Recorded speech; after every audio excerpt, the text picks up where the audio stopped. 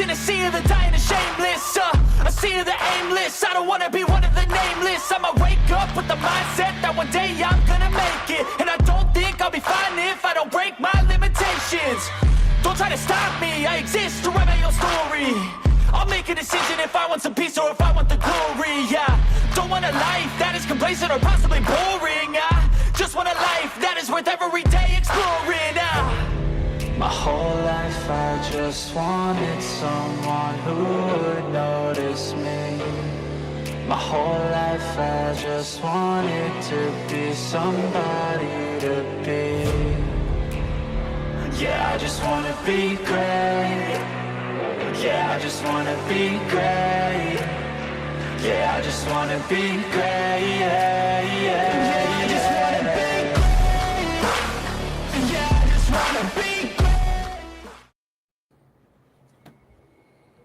Welcome everybody to the Road and Toe Show, episode 34. Some bitch, 34 episodes down. Even though you never changed it. No, I changed it.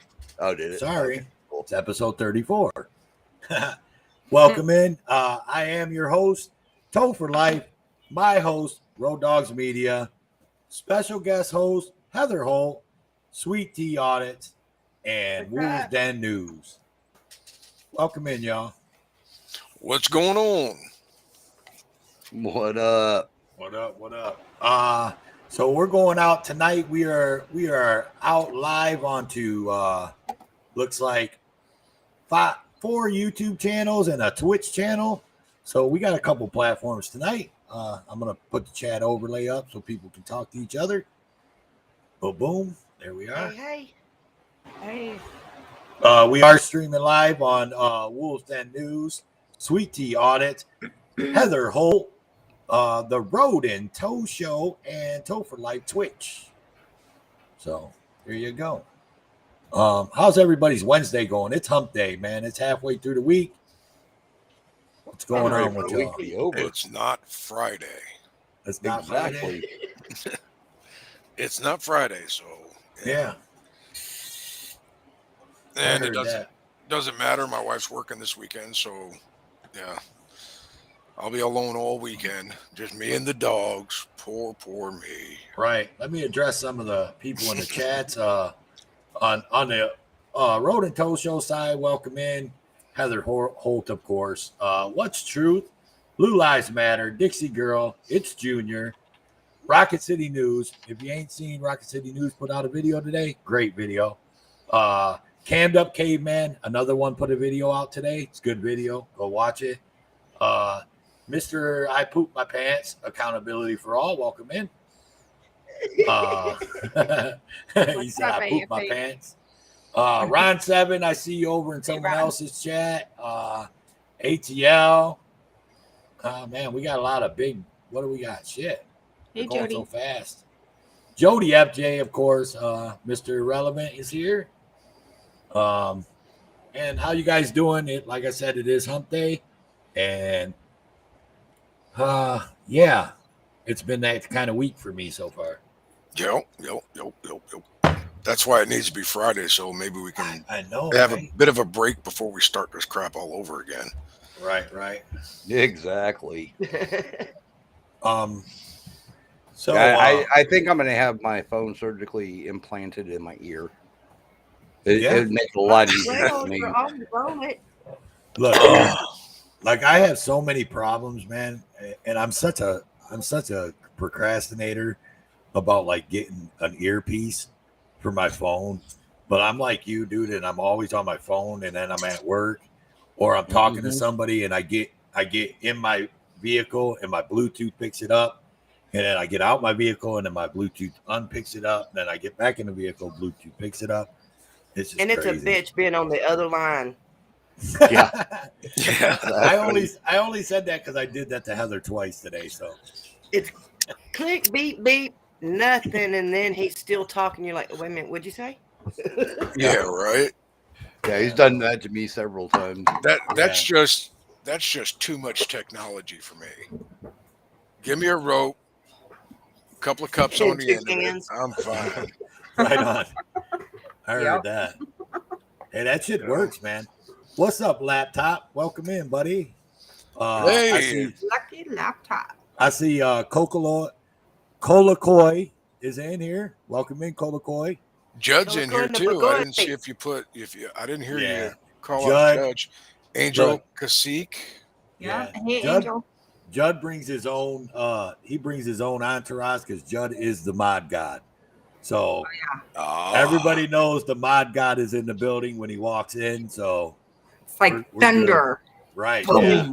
We have a new viewer, James Hines. Welcome in. He heard about us over on Denver Metro and decided to join in. Oh, Jim. welcome in. Welcome in. What's going on, James? Yeah. So y'all got to teach me how to get a background for this, so y'all aren't looking at all my stuff. You have to have That's a easy. As green long as you've screen. got a good enough video card, we can definitely hook you up with that. Oh, I've got a Basement road dogs.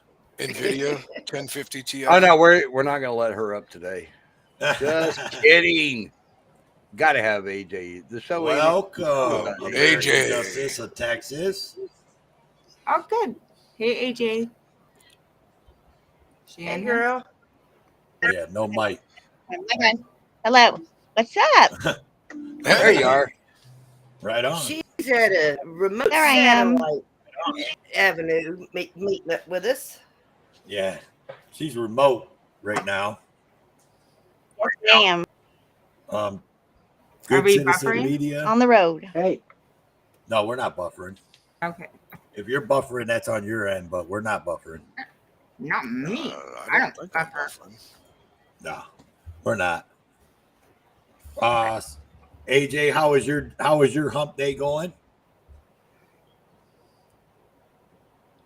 Nothing. Noisy and loud. I got DK trying to sing and dance for me, so you know. Oh my! I'm I with don't even want to see Lady that. We don't want to. We really don't want to know. So please do not expand. You're with who? Who are you with? Tell everybody.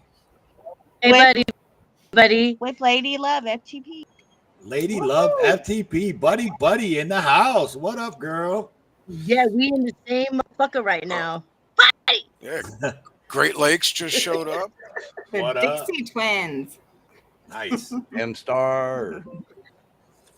Blue Lives Matter. If somebody How you- could, would they drop Lady Love's link, please? Yeah, drop Lady Love's link. Oh, hell yeah. Thank you. So what's up, 357? Welcome in. M Star, how you doing, dear? Angel. I see you guys. So yeah. So we pretty much got a pretty good full panel tonight, huh? Yeah.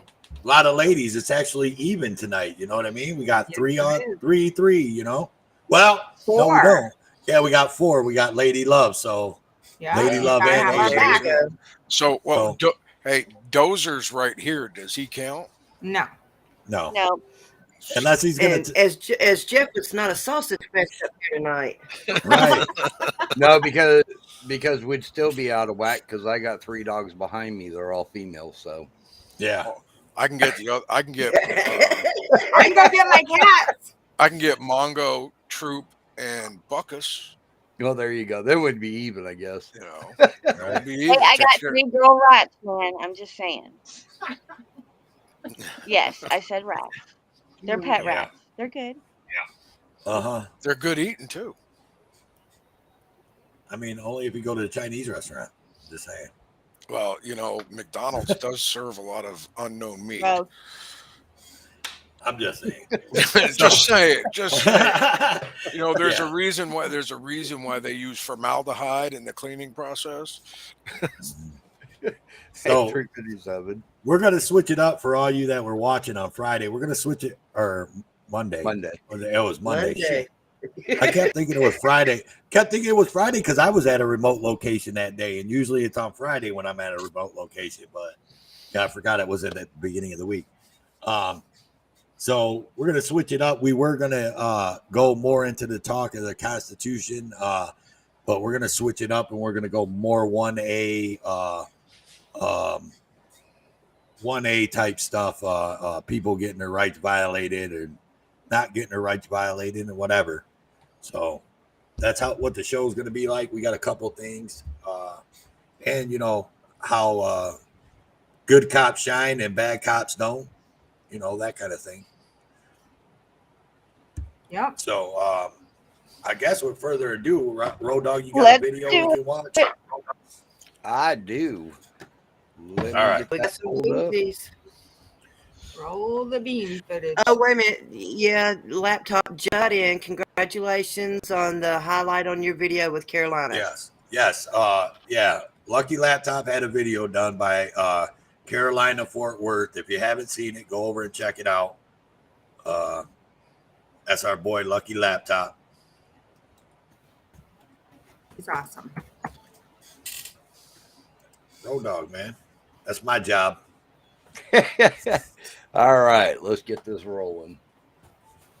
Bro, they're just looking for freaking Just training go on the exercises road, basically for yo. rookies. This is my car. You don't know me, but you just pulled me over down the street, for real?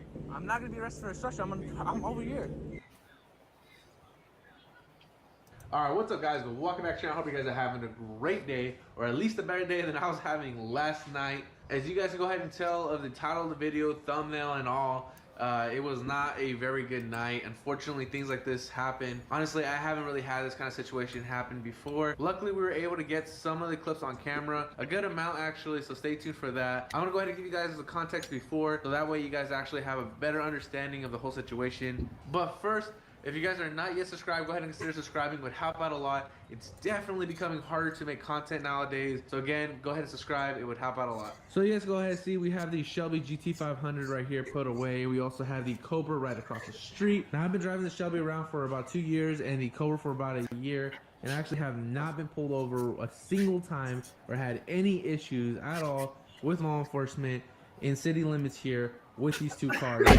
And I have passed by law enforcement here many times, and usually it's the same reaction. It's a smirk or a smile, or you know, just a little glance or whatever at the cars, because you know they do catch your eye obviously, but that's about it. Again, no issues at all until last night. For those who have been following me for a while, you guys would know that actually Estrella is about 9 months pregnant now. And anyone who knows pregnant women, basically, they know that they get cravings, and last night was no exception. Basically, about 1 a.m.-ish, we pretty much went to go get Jack in the Box tacos, and on the way there, we actually passed by one cop, and then on the way back, we passed by another cop, and on the third time, we passed by the cop that caused all the issues. I'm gonna go ahead and explain again a little bit more. So basically, we're at a four-way stop. We have the Cobra right behind me. We're in a left turn lane. And then on this side where we're gonna go ahead and turn left to, we have a left turn lane, a straight lane, and then a lane to turn right. The cop was all the way to the right here, turning right into the direction where we were coming from. So basically, we got the green light. Therefore, he should have just went. He decided to wait there. I did my left turn. The Cobra followed.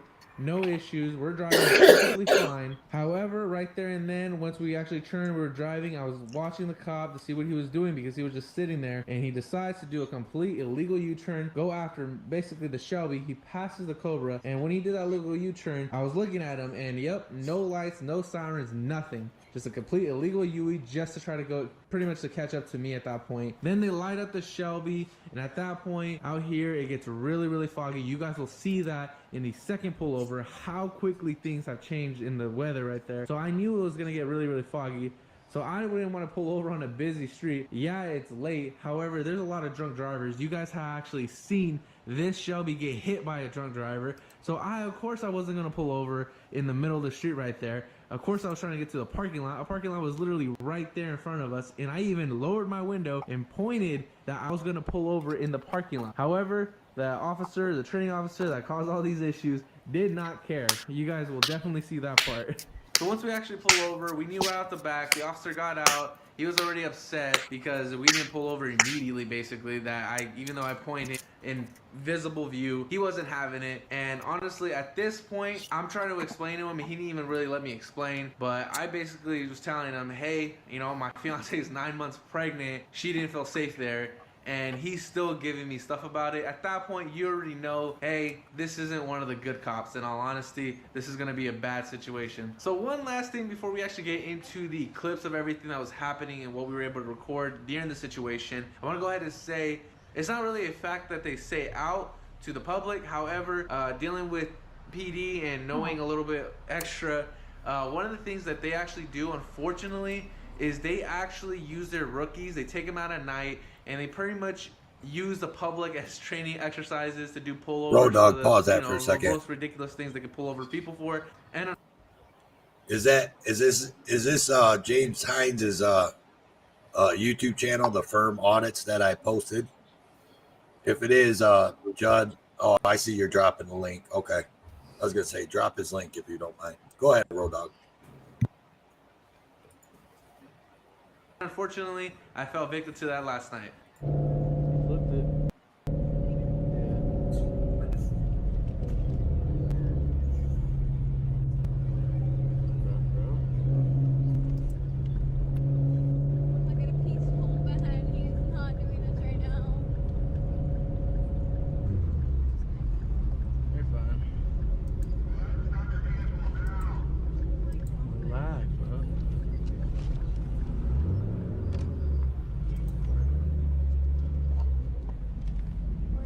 Stop your vehicle now. That was loud.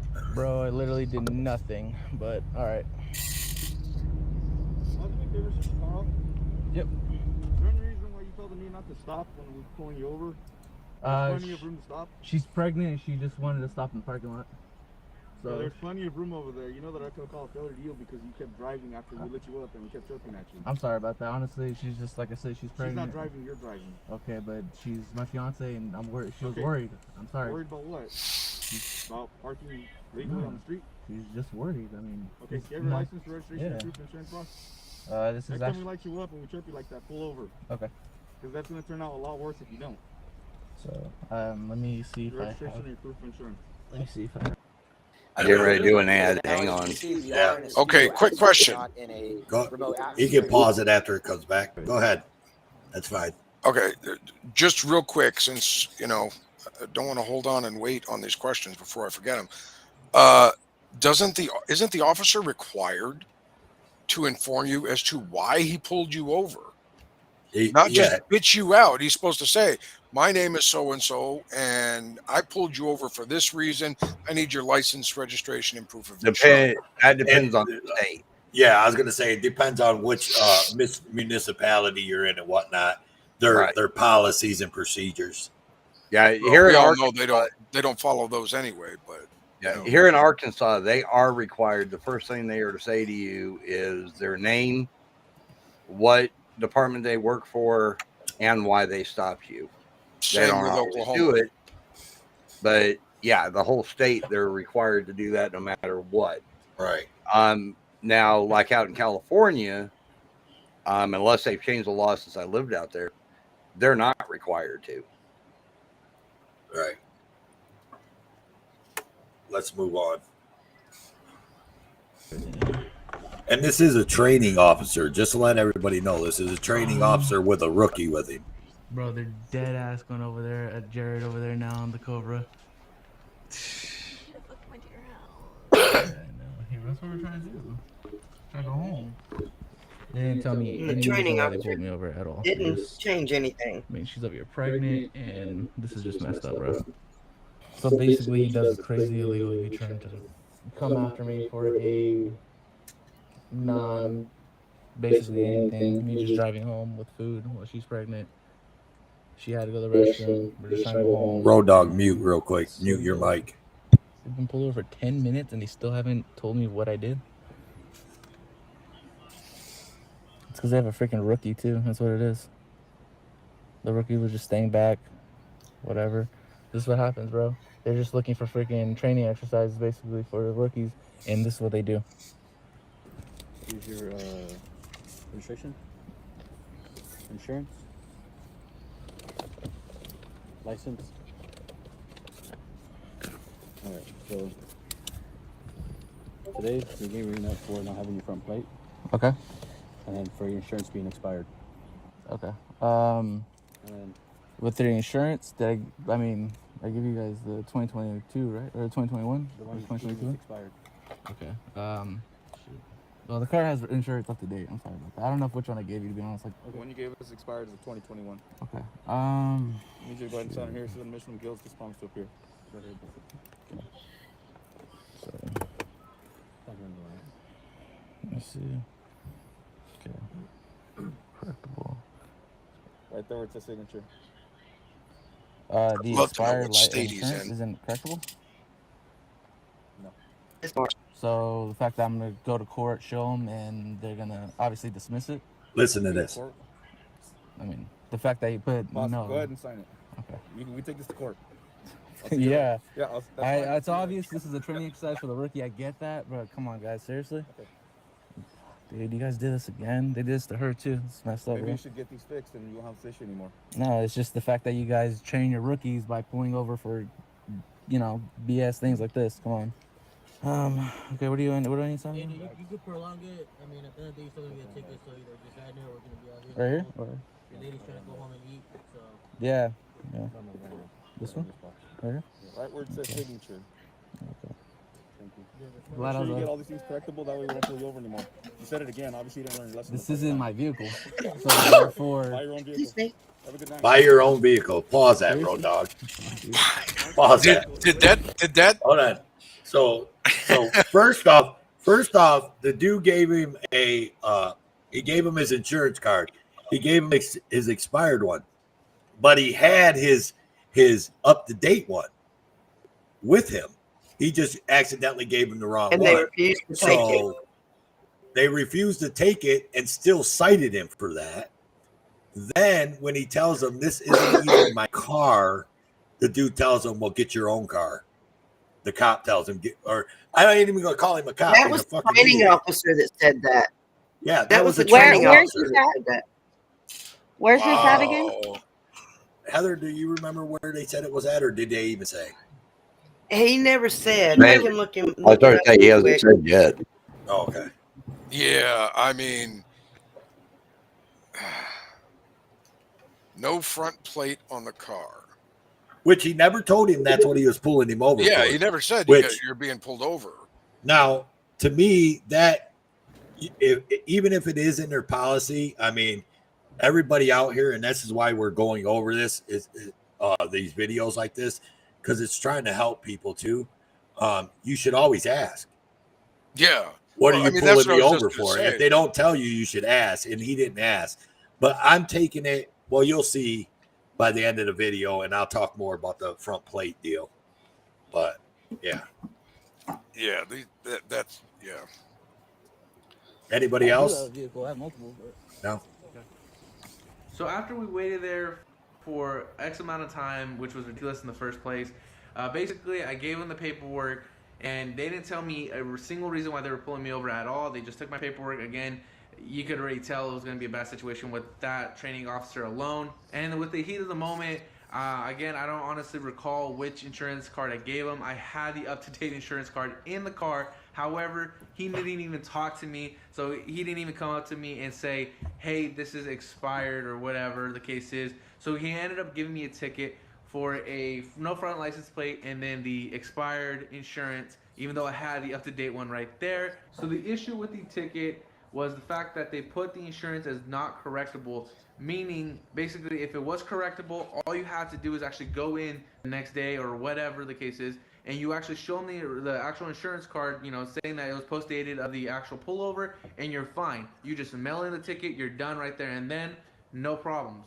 However, with the training officer being there, the rookie actually writing the ticket, I feel, and honestly, we're going to get into more of it right now, but I feel like the training officer purposely told the little rookie officer or whatever the case was, or just allowed it to happen basically, to put it as a not correctable offense, not communicate with me at all that, hey, you might have given me the wrong one or whatever the case is. Didn't do none of that. So basically now I have to actually go to court and I have to actually go through that process to get it dismissed, because, I mean, regardless it's going to get dismissed, but it's just unfortunately that's what he basically did.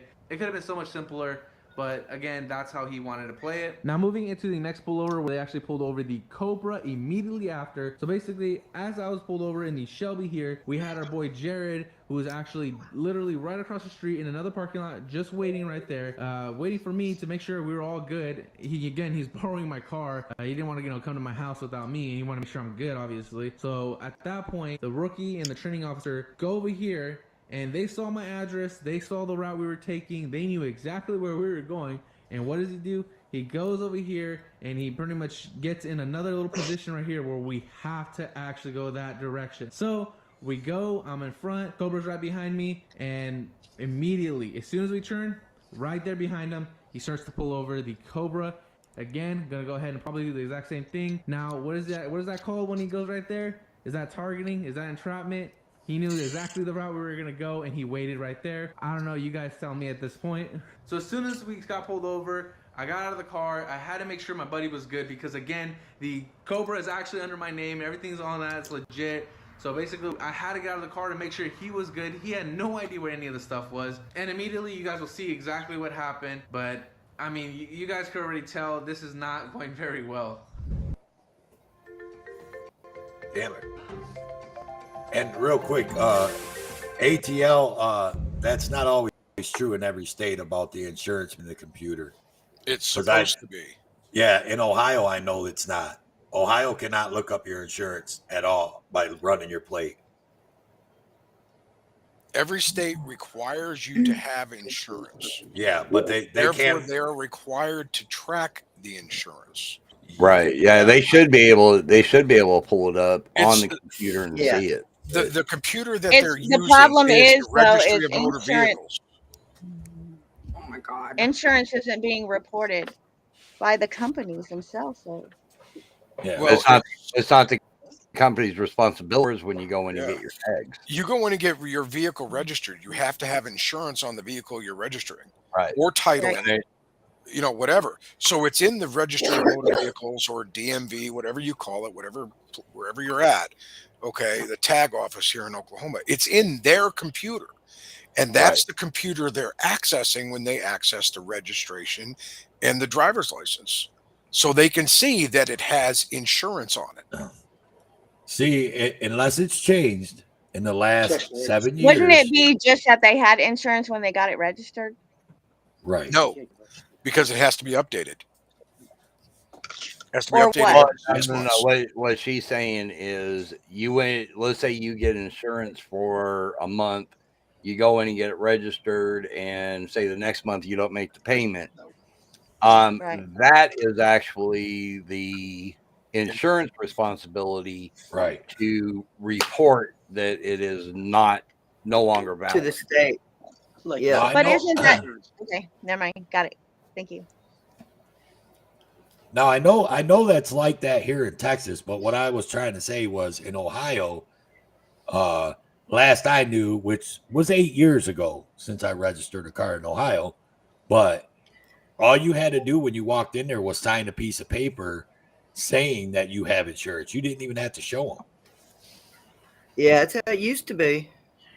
I Oh, don't yeah. know if it's still like that in Ohio, but and like I said, back then they couldn't run your plate until if you had insurance. They still had to see actual physical proof. Now I know Texas can run your plate and find out if your insurance is valid or not valid.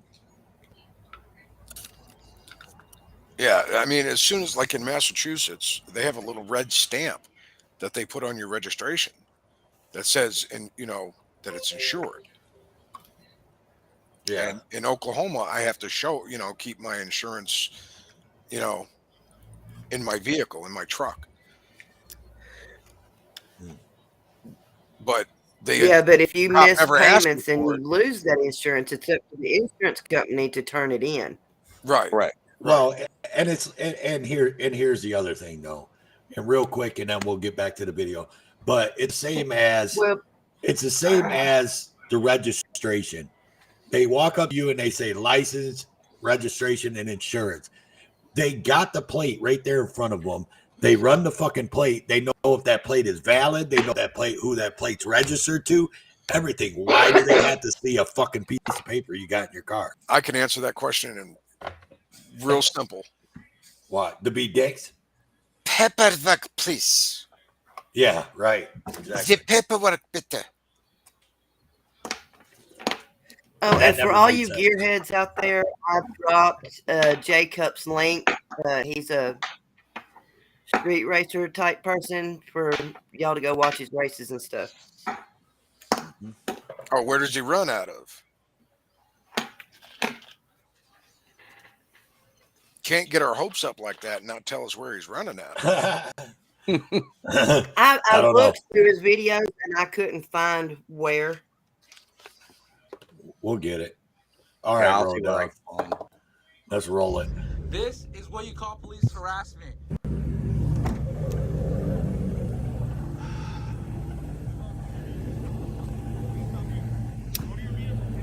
This is my vehicle. Yeah, and this is public, and I'm allowed to park here. We're gonna detain you. You're not gonna detain me for nothing. And he this becomes is a literally couple. called police harassment, brother. Seriously, you just pulled me over down the street, and now you're pulling him over. This is obviously police harassment. This is my vehicle. I'm not doing anything other than being right here. This is my vehicle. This is my vehicle. He's just he was just driving it. I'm not gonna be arrested for obstruction. I'm over here. Seriously. This is literally, you're literally doing this. Come on, seriously. You just pulled me over down the street. Stopping this car. It doesn't matter. You're obviously targeting us. You can leave. No, I'm not gonna leave. This is my car. Okay, you can leave. I don't know you. This is my car. You don't know me, but you just pulled me over down the street, for real? I live right here. Are you seriously? You're really gonna be doing this? For what reason? Back to your car. I'm on the sidewalk. I am literally on the sidewalk. I'm on the sidewalk. I'm on the sidewalk. No, I'm making sure my buddy right here is good because this is my car. You got your card? Badge number and everything? We're in the middle of investigation, buddy. Okay, all right here. So, you got your card? I'm gonna need the badge number, the card. I'm gonna need the rookies too. This is a great way to start off his career. Nah, dude, trust. This is legit targeting, 100%. I have never seen this kind of situation happening. I've never been in this kind of situation. Sorry, dude. Don't worry, they're all gonna get dismissed, 100%. But this is ridiculous. It's targeting, bro. They're just literally targeting because they just pulled us over. I'm not going back to the car, I'm on the sidewalk. All right, I'm not doing anything. So here we are, we just got pulled over. You guys definitely saw that. We got pulled over for no front license plate. I had the insurance. I might have accidentally given the wrong one, allegedly, I don't know. But now we're over here, now we're dealing with this. Literally down the street, didn't even make it a block over. They're pulling over the Cobra, again, for whatever bogus reason. I'm sure they haven't even stated it to him. And now he's walking back over here, and this is just ridiculous.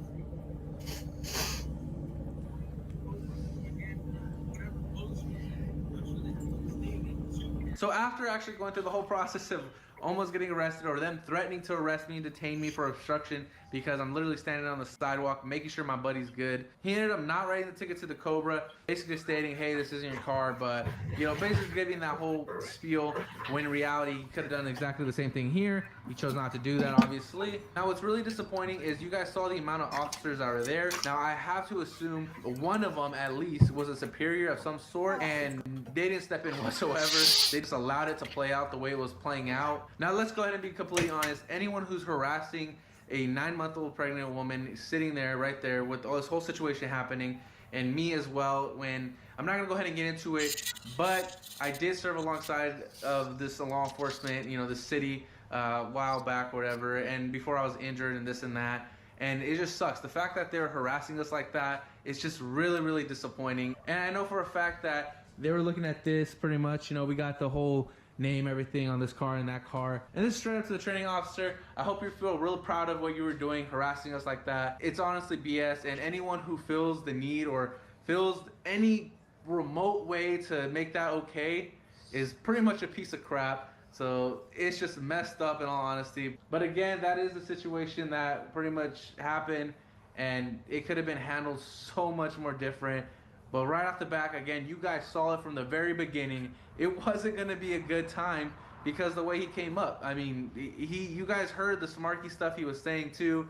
So, I mean, again, there was no de-escalation whatsoever. It was just all escalation with that particular training officer. And again, keep that in mind. It was a training officer training the rookie. So what does that tell you that's going to happen with that rookie when you're learning like that? It's just really messed up. Now, with all that being said, I hope you guys did enjoy this video. Again, it's not one I really want to make, but it's one that definitely has to happen. So that being said, I'll see you guys in the next one. Again, if you're not yet subscribed, go ahead and subscribe and hop out a lot. I'll see you guys in the next one. Peace out, guys. Well, it wouldn't hurt the guy to actually, if they're required in the state to have 2 plates on the vehicle, it wouldn't actually hurt him to, put 2 plates on the vehicle. Right. Well, and prevent that.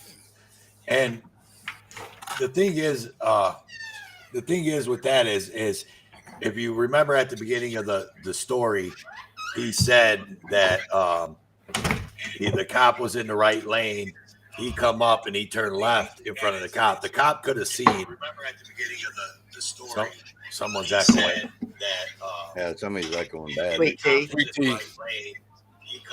And keep in mind, he had been driving that car for 2 years like that already. Both of them. Yeah. Yeah, it's Sweet Tea. I just muted her for a second. Yeah. So, but the thing is that cop could have seen that he didn't have a front license plate, which if it is in a state that has that law, I mean, he should have been pulled I over wasn't for doing it. anything. Yeah, that cop could have seen that he didn't have. Yeah, it sounds like you got a YouTube channel going in the background. Yeah. You're echoing for sure. It's you. Your page is open, or you got Road and Tow open or something on the YouTube side. Yeah, I just mute it. There we go. Okay. Yeah. So he did commit a traffic infraction. If that's Sorry about that. You're all right. He did commit a traffic infraction if that's the case, but it doesn't. The cop being a dick and not telling him what he pulled him over for, and just writing him some bullshit tickets. You know what I mean? Like that's where I'm at with it. Like the cop had a reason to pull him over, and his other car pulled over. But what is it, AJ? What do you always say? Officer discretion should be gone. Yeah, officer's discretion needs to be null and voided. I mean, law is law. That's just period. That's the way it should be for everybody. It don't matter if you're black, white, young, old, whatever. Right. I mean, especially if he pulled the second car over for the exact same reason and let him go. I mean, the guy's in there. He knows. Right. And that's what happened is he pulled the other car over for not having a front plate. And 2, but he didn't give the second car a ticket, but he gave the first car a ticket. Yeah.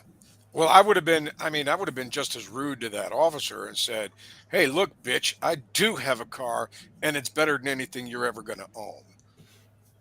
The rims on this car cost more than you make in a month." Yeah. But, but those are the people that are out here training, these new officers. Officer desertion. Show me state. What'd he say? Officer desertion. Yeah. Not discretion, desertion. Now I know where Constitution, where oh Jesus, where'd he go? Constitutional auditor. Where he stands with the whole license plate deal, and I've heard that before. The US 18 whatever. I don't know the exact code, so don't try to take me on my word. But about not being used as commercial purposes, you don't have to register it with the state as long as if you're just using it for passenger purposes. They say that under the U.S. code, you don't have to register your vehicle. I've never seen that. I've seen the legal definition of a driver. Yeah, that's in the U.S. code. Yeah, constitutional auditor. Can you bring that back up? Because it'd take me too long to go back and try to find what you said. Because he had the USC code, but and I guess it's all about how you interpret it. But I've also heard people argue that the states are separate from that or something. I don't know. I'm stupid. Well, don't get me talking about something I don't know about. Well, the whole thing is that your quote unquote driving privileges are granted by a state, not by the federal government. So U.S. code really wouldn't apply because that's a federal code. and licenses and registration and stuff like that is run by the state. Now, if there's a state code that has a legal definition of driver, which they do, in Oklahoma, it's the same as the U.S. code, as, you know, for commercial purposes. You know, then it's, you know, it's a different story. Right. So, I mean, you can try to fight them on it. There it is. There it is. There it is. Try to fight 18 them. USC 31. I'm pinning it subsection right now. 6. 31 paragraph 6. Oh, shoot. There you It go. went so fast, I hit the wrong one. The links are everything's going so fast, I hit the wrong. Hang on, I got it. I got it. I got it. You're just There it is. Oh yeah, you try to keep up with them chats. I was clicking on it, but then I realized, oh, I can't highlight or nothing, you know, because I'm not administration. But I was like, oh, I can't click it. I was trying. Wrong I was show. trying to Wrong click the show. link and AJ. nothing was I happening. know. Anyway, give me a few minutes. Yeah, there's actually several people that actually in Oklahoma that I know that don't run with license plates, no driver's license, Well, nothing, because they're non-commercial. well, if anybody, I mean, I'm sure a lot of people are familiar with what's that guy, Polyatis? Ain't that Yeah, his name? he's another one that runs. Yeah, with he no runs plate. with no plates on his vehicle. And where's that? Washington or He is in Oregon. Oregon. He's in yeah. Eugene, Oregon. Right. I don't know if that's where he lives, but that's where he normally audits at. So he Okay. lives in that area. He's in Oregon. Okay. Yeah. I knew it was one of those two states, either Washington or Oregon. I get them mixed up. That's one of the two states I get mixed up all the time. And but yeah. I mean, the whole thing is about that guy. I'd like to find out where he is at, because that fucking cop's like, I'm sure it looked like he might be California or Texas, maybe, or like Arizona or something. That's actually what I was thinking, was California or Arizona. Yeah, I kind of got the feel Yeah, 'cause of the video's only 2 months old, so you figure it had to have been February. yeah, and I'm sure when there's he probably filmed it. there's probably auditors down there around him somewhere, but that's probably a place they should go hit with when they got training officers treating people like that. You know what I mean? Like, come on, man. I don't even know what that guy just said. Constitutional auditor says, I'm in California. California. I never heard it called that. That's pretty great. Yep. That's cool. The land of fruits and nuts. And anybody that knows Spanish, there you go. Oh yeah, there is constitutional auditor just added one. Paul Unslaved. He's another guy. He's in Colorado. I do watch a little bit of Paul Unslaved. Actually, I've actually been on panel with Paul Unslaved before. That dude is very knowledgeable, man. Very smart guy. Very smart guy. So, yeah.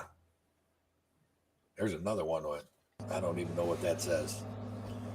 I don't think I've ever heard of him. Who? Paul Unslaved? Uh-huh. Yeah, he does a lot about he does a lot of constitutional stuff like that, and He talking falls about the more under Constitution. Go ahead, Heather. sovereignty. Yeah. But he does panels, and I was on another show. Some of you know, I was a co-host of another show before I started this show, and we actually had him on panel on that other show. You remember that, Heather? Yes, I do. Yeah, I was gonna say, I know you was around when he was on there. Oh yeah, I remember. That's where I first found him. And if you guys don't know, and you want to go show somebody some love, drop Colacoy's links, Judd, Farlap, and you guys, please. You guys, if you guys ain't never checked, okay. If you guys ain't never checked Colacoy out, man, go check Colacoy out, because Colacoy is like, he's the bomb. if you want to just have a good time, listen to music, and see a person that's just happy, tons of energy the whole time. Yeah. If you're in Lots a bad of mood, energy. go watch Kolokoi. He Yeah. is awesome. We love him here. Yeah. And he does link sharing. So if you go in there, you expect to get your link dropped. Just Yeah. saying. Yeah, ex-bootlegger said Kolokoi is a... Uh-oh, look who we got in the house. Oh, shoot, I hit the wrong message. It did it to me again. Look who's in the house. What's John up, Felix. Burner? Slow burner. Oh, John Felix is in here too? No, somebody's saying John Oh. Felix is the leader of the traveler movement. Oh, I was like, what? Yeah, Slow Burner. What's up, Burner? How you doing, brother? All right, Road Dog, you got another video for us? Let's run another video by, and then we'll go to an intermission. Okay, let's go with. It's not like you don't have a pick of choices. I know. But Yeah, I Road know. Dog's- I've actually got like 6 videos pulled up and a website in particular. I'm trying to figure out which one we really want to try to tackle next, because they're actually all pretty darn good. And I'll throw up a Just to let everybody know, stay till after the intermission because there is a website we want everybody to check out dealing with police complaints, which you can and cannot do, and what the state has to do for you. Yeah. And if you don't know, I'm a Fluff the Slow Burner channel. Y'all check out Slow Burner, the People Show. He usually goes So live it's at awesome. like 5 o'clock Central Time, 5:30 Central Time, I think. Check out Slow Okay, Burner. good people. Okay, here we go. 5 police arrest a former Cook County judge during a sting operation in Florida. The former judge now charged with soliciting a prostitute. And our Alyssa Donovan is live in our newsroom. Turn it with up a more little on this bit. Story, Alyssa. Hey there, Ray and Micah. Daniel Peters served as a judge on the Cook County 4th Sub-Circuit in Illinois from 2011 to 2012. Peters also retired from the Cook County Sheriff's Office. The 66-year-old was arrested in Florida after attempting to meet up with someone from an escort site. He thought he was coming for a girlfriend experience, kind of a date. Former Cook County Judge Daniel Peters caught during an undercover sting operation called March Sadness 2 in Cook County, Florida. The goal was to free human trafficking victims, catch human traffickers, child predators, and those soliciting prostitutes. We don't think basketball should be able to dominate March by itself, so we have our own bracket, but instead of brackets of winners, we have brackets of losers. That bracket, 108 mugshots of people arrested in the sting, displayed during a press conference today. The sheriff for the county just east of Tampa not holding back when announcing an Illinois judge was among the faces. Then we have Daniel Peters, 66 years old. Oh, can I show you the other picture of Illinois. Daniel Peters? This is the Honorable Daniel Peters, who is a retired judge from Cook County, Illinois. Undercover detectives communicated online with suspects and arranged meetups, arresting the men seeking prostitutes when they arrived. Peters allegedly used an escort site, which led to his arrest. And when we were doing our follow-up investigation to validate all of this, what did we find out? He also retired from the Cook County Sheriff's Office, according to him. That's right. Peters told detectives that he was a special assistant in legal affairs at his sheriff's office in Illinois. The Polk County Sheriff pointing out the irony. Are you ready for this? In the Office of Professional Regulations, where he was the director. You're kidding me, right? No, I'm not kidding you. Peters also apparently noted his time as a prosecutor when detectives took him in. He said, quote, "I've been on the other side of this." He requested an attorney. Well, Judge, you need an attorney. You got problems. Daniel Peters was arrested on Friday and posted bond on Saturday. The offense of solicitation of a prostitute in Florida is a first-degree misdemeanor.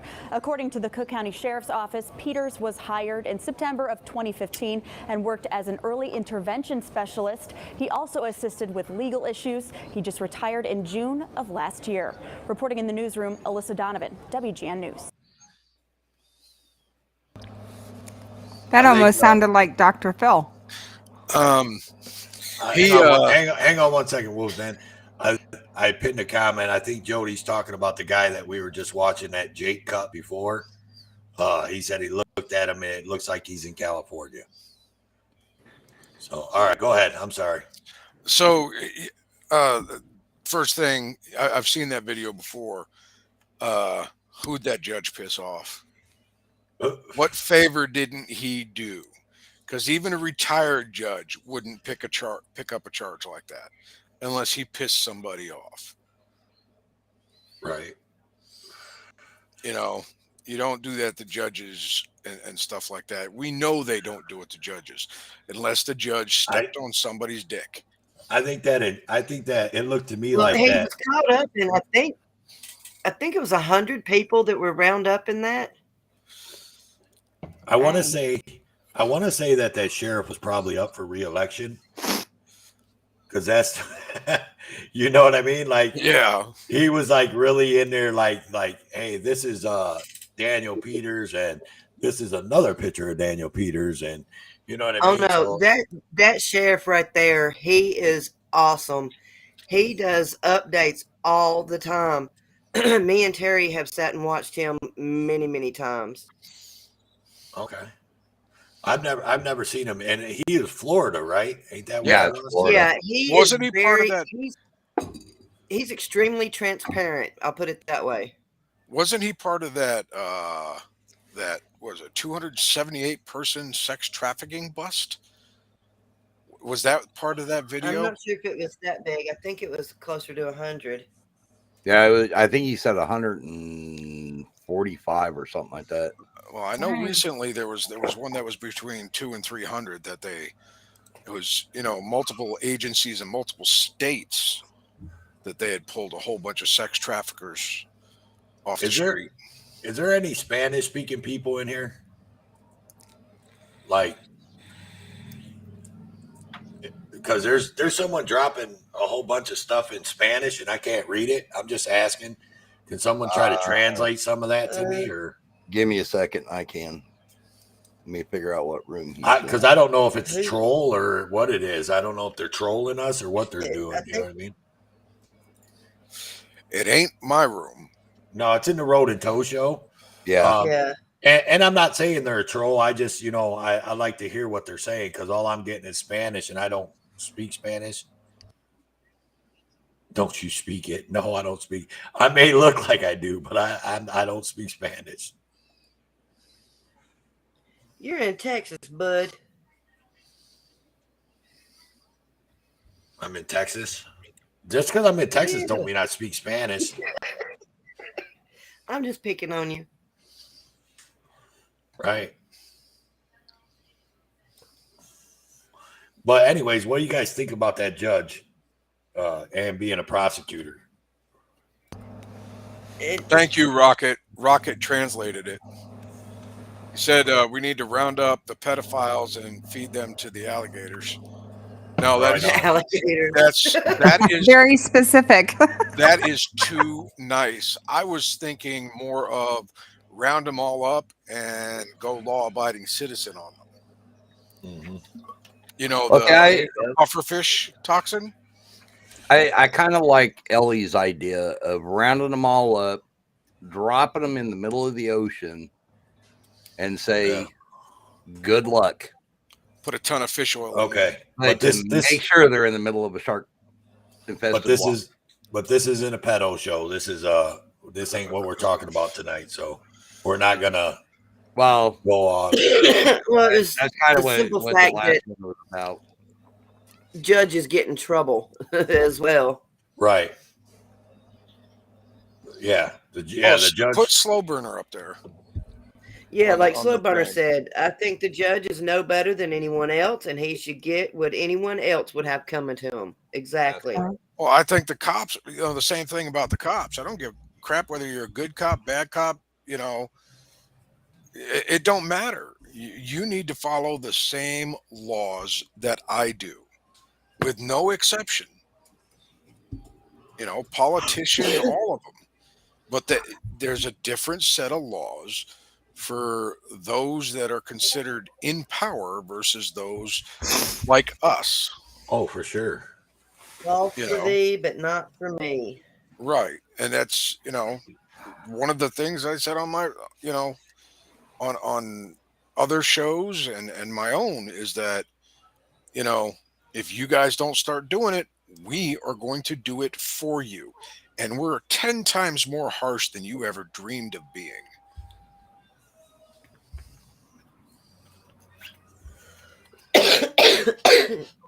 And on that note, shut that conversation down real quick, didn't it? Well, no. I mean, I was fixing to say, is everybody ready for a drink, a pee break, or a smoke break? Yeah. We are pushing right on that 1 hour mark of the show. So I think that's what we're gonna do. We're gonna take a intermission, y'all, and you know what to do. Get your drinks. Go ahead. Yeah, get your drinks. Take a pee. Smoke your smokes. Chop it up. Whatever you want to do, it's your business because it ain't my business because I don't do that stuff. So however you want to roll it, that's how you roll it. And here we go. Yeah. I have a dream, that's all I need. I'll make it happen with some work and belief. Know what I want, so I'll take it on. I'll make mistakes, but mistakes make you strong. Let's break it down for a minute. I want the crown, I'm gon' get it. You hear me loud, man, I'm winning. Yeah, Charlie Sheen will be grinning. These ladies know that I'm sinning, and this is just the beginning. I'm closing in the ninth inning. There ain't no point in resisting. Living life like a dream, live it right, that's the thing. Every night got a team, I've been tied to the scene. Out on stage, here I'm screaming. Okay, it's a dream, and I pray as a team. One day it'll be me. If I want it, then I'll get it. Head down, don't regret it. Push myself to the limit. If I play it, then I win it. I'm just saying, I'm just living for today. For a minute, I don't stay, I just visit. Have no shame, I admit it. Looking right at me to see if I succeed, to see if I believe. They're looking up to me.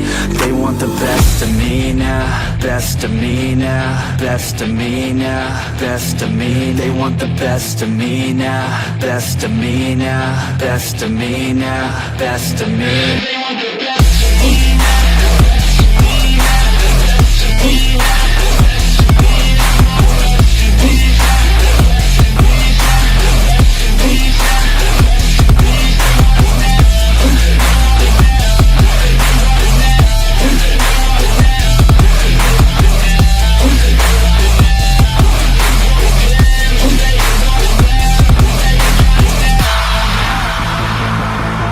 Swear to God, man, I'ma make it soon. Silence all the haters as they see us making moves. I do what I want, so I got nothing to prove. Staying motivated, teaching others what to do. I'm staying focused, my mind is open. They start to notice that I'm in motion. There is no potion, you're not just chosen.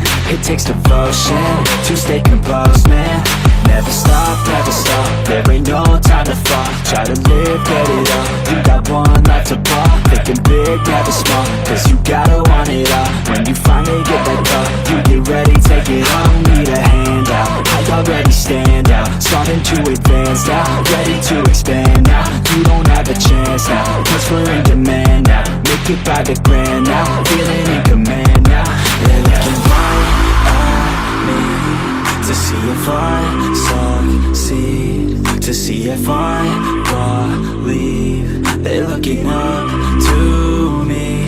They want the best of me now, best of me now, best of me now, best of me. They want the best of me now, best of me now, best of me now, best of me. They want the best.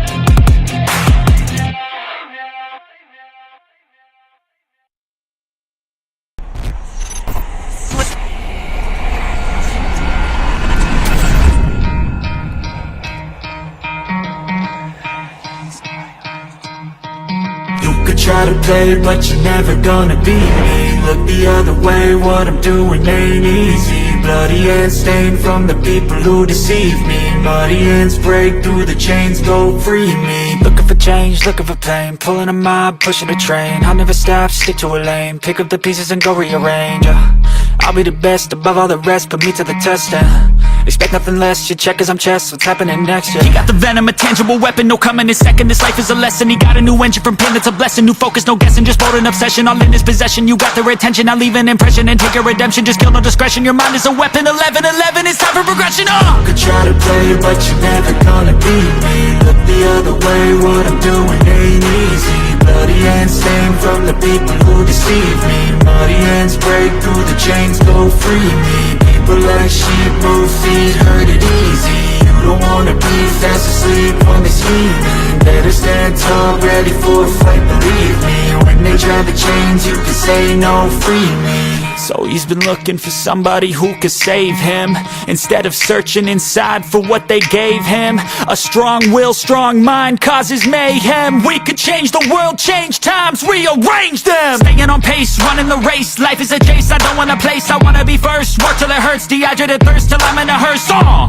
High ambitions and the right mind can take you so far. It's like you lived a few lifetimes. Take off from a break off from the weak minds, they can stay soft. You can change lives, you create thoughts, never waste time. You got one shot, you got one life, better pop off. What do you like? Make a dream job. No 9-5, no mean boss, just my life and free thoughts. You could try to play, but you're never gonna beat me. Look the other way, what I'm doing ain't easy. Bloody hands stained from the people who deceive me. Muddy hands break through the chains, go free me. People like sheep move feet, hurt it easy.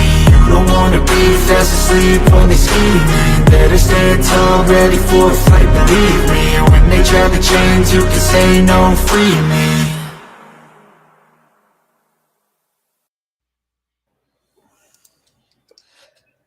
Welcome back, everybody. Wow. That was quick. No, it wasn't quick, man. I played both of the long ones. You played both of them. Yeah, right. I know, because the first one, I was like, man, that's pretty quick, man. I better give everybody a little bit of time to do what they got to do, you know, because sometimes people got to do other stuff. Yeah, that happens. It was the perfect amount of time for me. Right. I that's what I thought, you know, whatever. So, what were we talking about? Oh, we were moving to the next video. That's right. Yeah. Road Dog, you got another one coming up? You wouldn't let us bash on pedophiles, so yeah, let's go to the next channel. Actually, we do have another. Technically, the judge wasn't a pedophile. He was hit for going after prostitutes. Yeah, the prostitution ain't a pedophile. So no, but you know, yeah, only pedophiles going after underage prostitution. Prostitution is the oldest career in. Second oldest profession. Yeah, second oldest profession. So, look, I think they ought to legalize prostitution, honestly, everywhere. But that's my Jesus. They're legalizing weed. They're talking about legalizing. I mean, look at California. Basically, they've legalized, you know, heroin and meth and everything else. Crack. Why the hell not? Yeah, right. You know. So yeah. Okay, Well, we actually have mushrooms another are legal in Jersey. I'm just reading comments. I'm reading this comment right here. Yeah, I was reading that one too. Yeah. Motherfucker. Well, you know, it actually is legal in several European countries. And, yeah, Parliament just said New Zealand is legal. Yeah.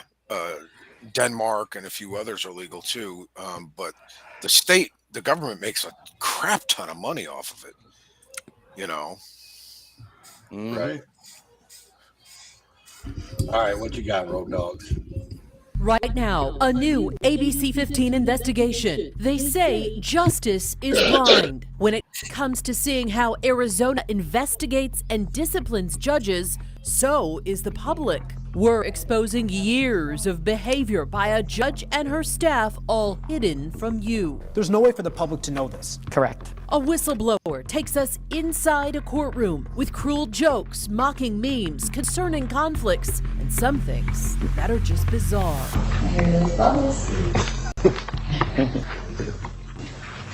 All rise. It's the order we all receive when a judge enters the courtroom. It's to show respect and honor, and it's why we call this investigation dishonorable. Because we're about to show you how people on the other side of the bench were treated in one judge's courtroom and how the system failed to hold her accountable. That judge declined to sit down with ABC 15 Chief Investigator Dave Biskuping. But tonight, Dave's got the evidence and a warning. It's very graphic and cruel. They're emails, memes, and jokes. Some racial, homophobic, and obscene. Some so cruel, it's hard to believe they were sent between a judge and her staff.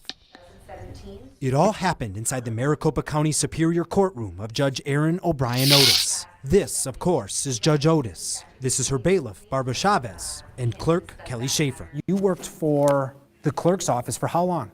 A little over 11 years. How much of that was in Aaron Otis's courtroom? Almost my last 2 years. Schaefer was an experienced clerk. She worked the Jodi Arias murder trial, and she was transferred to Otis's courtroom because the judge would be taking on death penalty cases for the first time. Had a pretty smooth career until you hit her courtroom.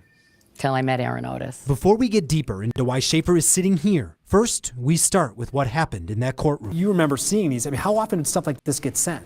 Almost daily. Really? Yes. Like you're in a hearing and just these would pop up? Yes. We obtained messages from late 2017 through 2018, then pulled courtroom video to see what was going on as they were sent. So there's one, and I'm just going to get it out of the way because it's maybe the worst. It's got no subject line, so you have no idea what you're about to open. Yes. I even got it highlighted here with a post-it. It came during a jury selection in September 2017. Are there any jurors who have any physical conditions or illnesses that would make it difficult to sit through a trial of this length? We're changing the voice of the woman you're about to hear. My condition is embarrassing. I don't know what's going on.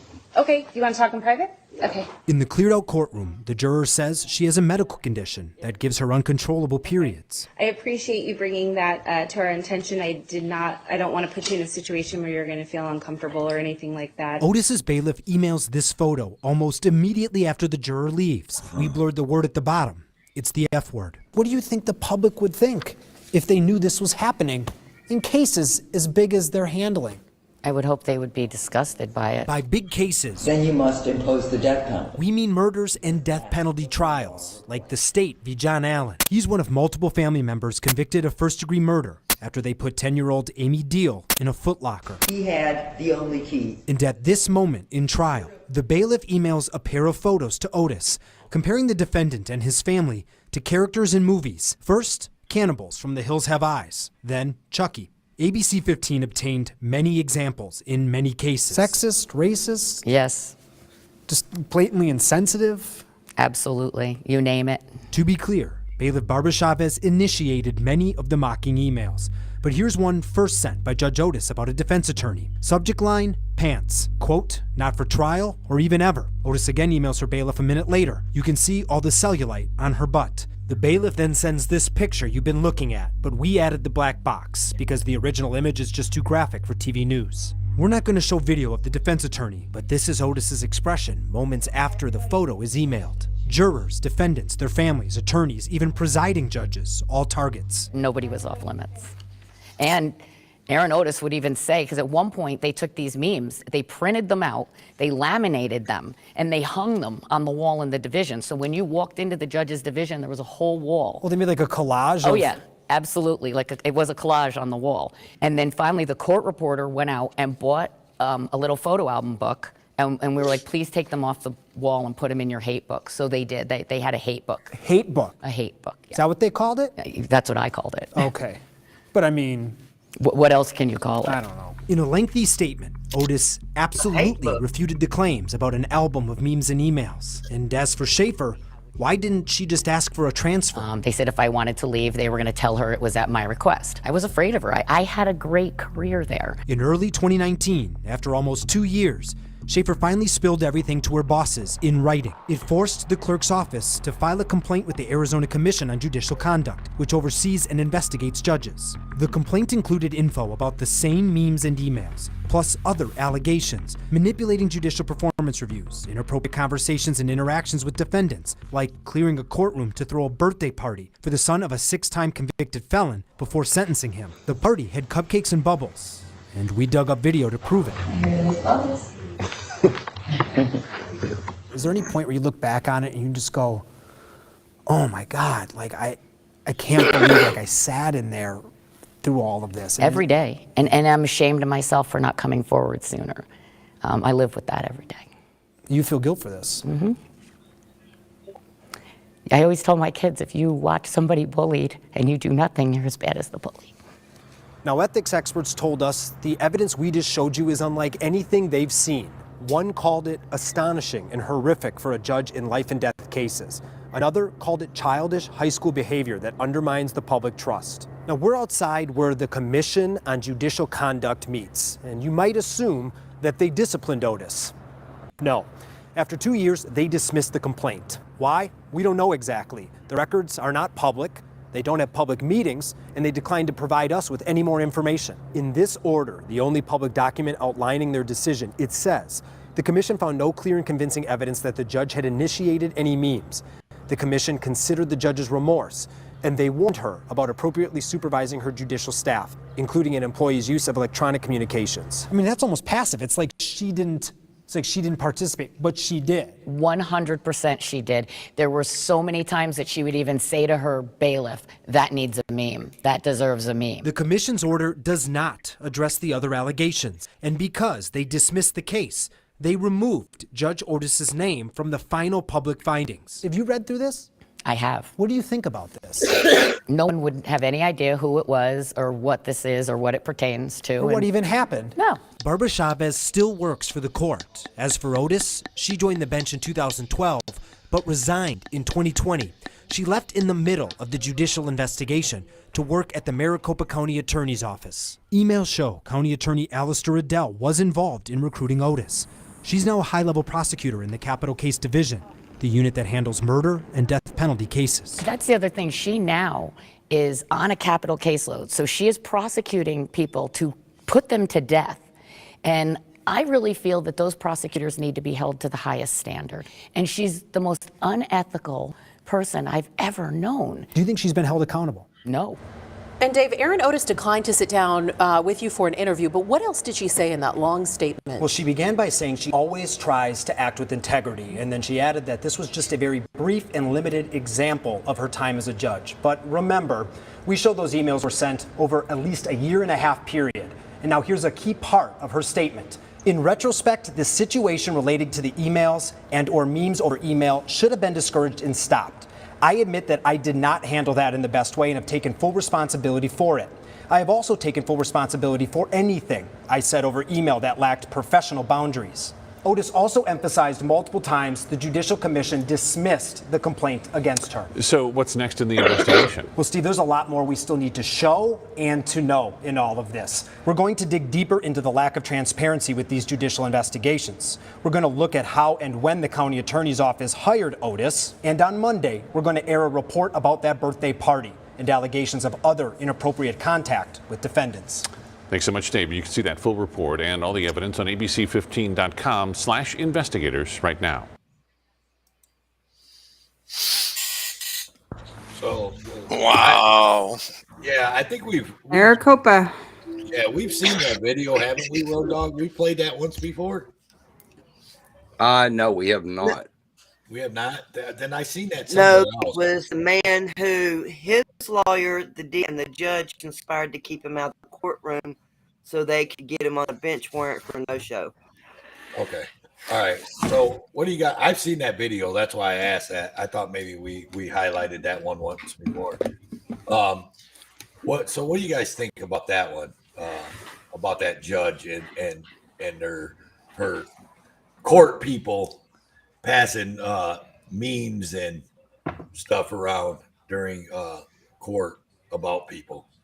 100% unethical. Very inappropriate.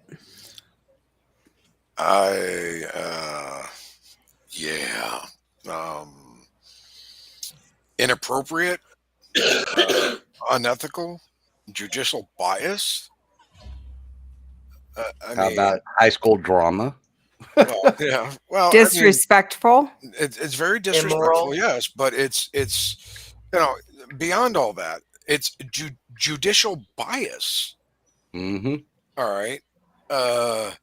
You can't tell me that didn't affect the judge's decision on objections and ex parte. Amanda Erickson even said it. She should be removed as a judge.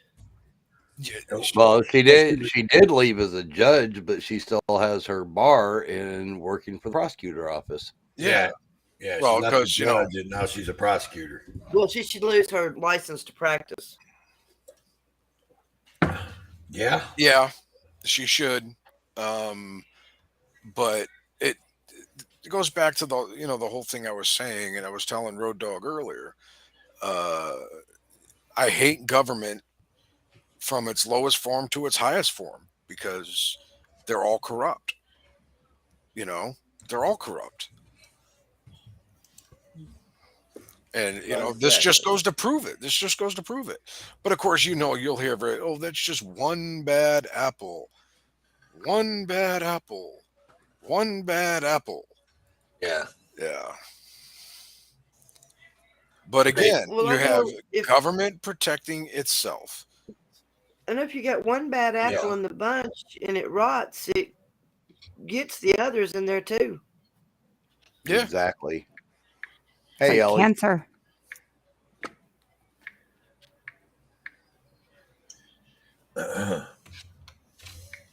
Yeah, like I said, I watched that video and the video when that lady that lady juror said what she said. You know what I mean? Regardless how you think about that and or anything like that, you got to have some compassion. And doing that picture, man, that was one of the nastiest low down dirty things I've seen someone talk about someone behind their back in a while. Yeah. That was just, I couldn't believe they did that. Well, I could see doing the birthday party thing for a defendant, doing the birthday party thing as as an idea of compassion for him and his family, but it's shit. Oh my God, the inappropriate level on that. It's over 9,000. It's just, you have to separate yourself as a judge because you're not supposed to show any bias, and she obviously shows a lot of bias. Well, and like Rocket City just pointed out, they were using government properties to do that kind of shit.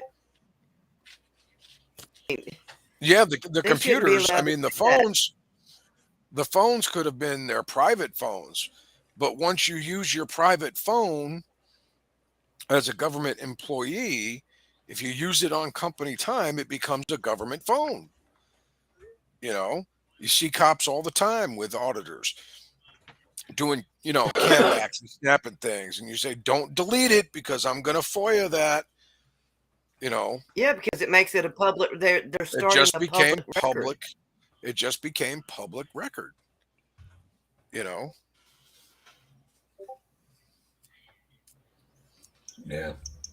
I just.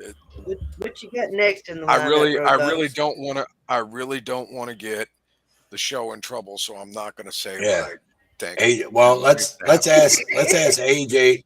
Let's ask AJ and Sweet Tea's opinion because I don't know if AJ's back to her computer yet.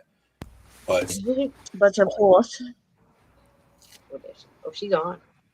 Yeah. Am I gone? I'm right there. No, you're on. What do you think about that video, AJ? Oh man. No? Lady Love. I don't know. Speechless. I keep forgetting about my buddy there too. Sorry about Hey, that. buddy. Nothing. We'll let you think on it. You get back to me. What about you, Sweet Tea? I I said it The last earlier. thing I remember talking about was talking to Angel, talking about 3 joints and a couple shots, and so yeah, I'm confused. All right. Go ahead, sweetie. My bad. My bad. Massachusetts is a state of confusion, buddy. Sweet. It's disrespectful, and it's especially to the citizens, very childish, immature, unprofessional. And I think them using government property that we pay for them to disrespect the citizens that are paying for it is all-time low. It's disgusting. And they shouldn't be working for any form of government at that point. Not at all. With what they did, they should be all gone and not allowed to work for any form of government, local, county, state. I don't care. They should be completely banned from that. But that's Any municipality of any kind. right. No, that's abuse of government property. There's criminal charges there, and I just don't think anybody has the balls to push them. No. Nah. Oh no, they said that she's working for the prosecutor's office. Yeah. Now. Yeah, So- there's criminal charges that could have been filed. Yeah. Dereliction of duty, violation of oath, you know. But Yeah, I mean, nobody's going to push those. Nobody's going to push that. You know, that's why this lady has to go to the news to have anything done. You know, even though I think she's pretty gutless herself.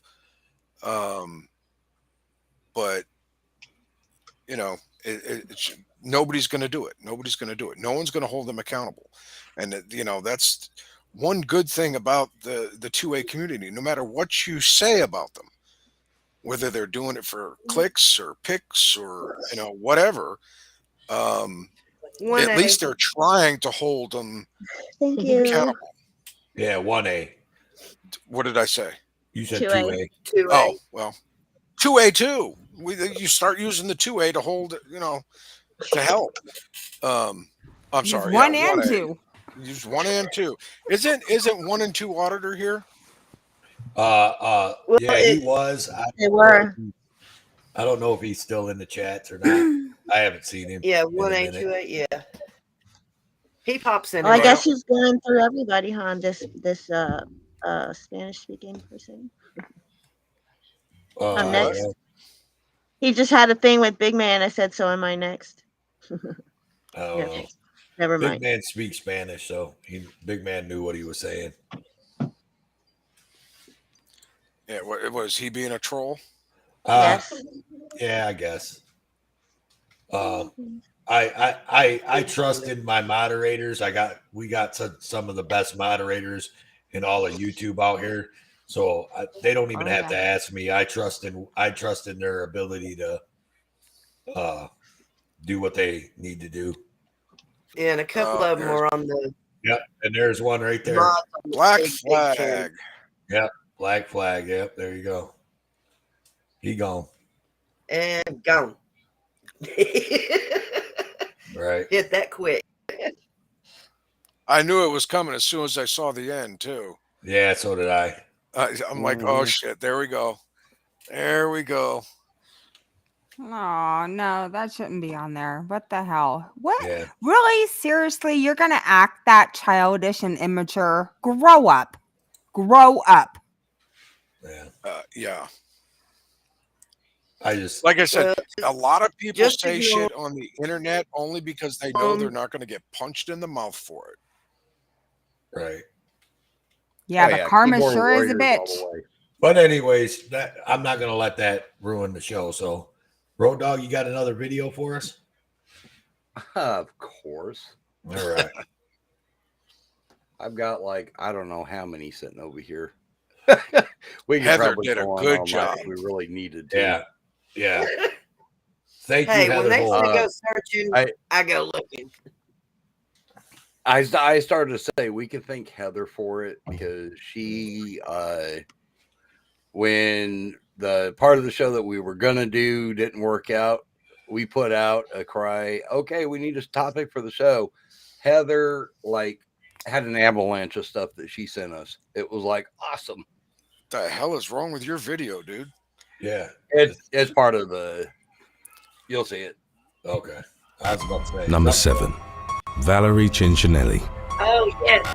In May of 2019, a New York police officer was arrested after it emerged that she'd attempted to orchestrate her estranged husband's murder. The FBI had reportedly been tipped off about 34-year-old Valerie Cincinnelli's sinister plot by the woman's boyfriend, John DeRuba. According to a federal criminal complaint, Cincinnelli, a 12-year veteran of the NYPD, had approached DeRuba in February. She'd expressed an intention of hiring a hitman to kill Isaiah Carvalho, with whom she'd been embroiled in a contentious divorce and custody battle. The officer also reportedly sought to eliminate her boyfriend's teenage daughter, who was only identified in court records as Jane Doe. Cincinnelli allegedly paid DeRuba $7,000 after he claimed to have found someone willing to carry out the murders for that amount. As part of a sting operation organized by federal investigators, the police were sent to Cincinnelli's home in Oceanside, Long Island, on the morning of May the 17th to notify her that her husband had been murdered. Shortly thereafter, Cincinnelli received a text message from an FBI agent posing as the hitman DeRuba had supposedly hired. The agent instructed her to wire an additional $3,000 as payment for the hit on DeRuba's daughter. Later that same day, law enforcement officials took Cincinnelli into custody, and she was charged with conspiracy to commit murder. She was subsequently held without bail in Central Islip in October of 2021. It was reported that the former NYPD officer had been sentenced to 4 years in federal prison as part of a plea deal with prosecutors. Darn commercial.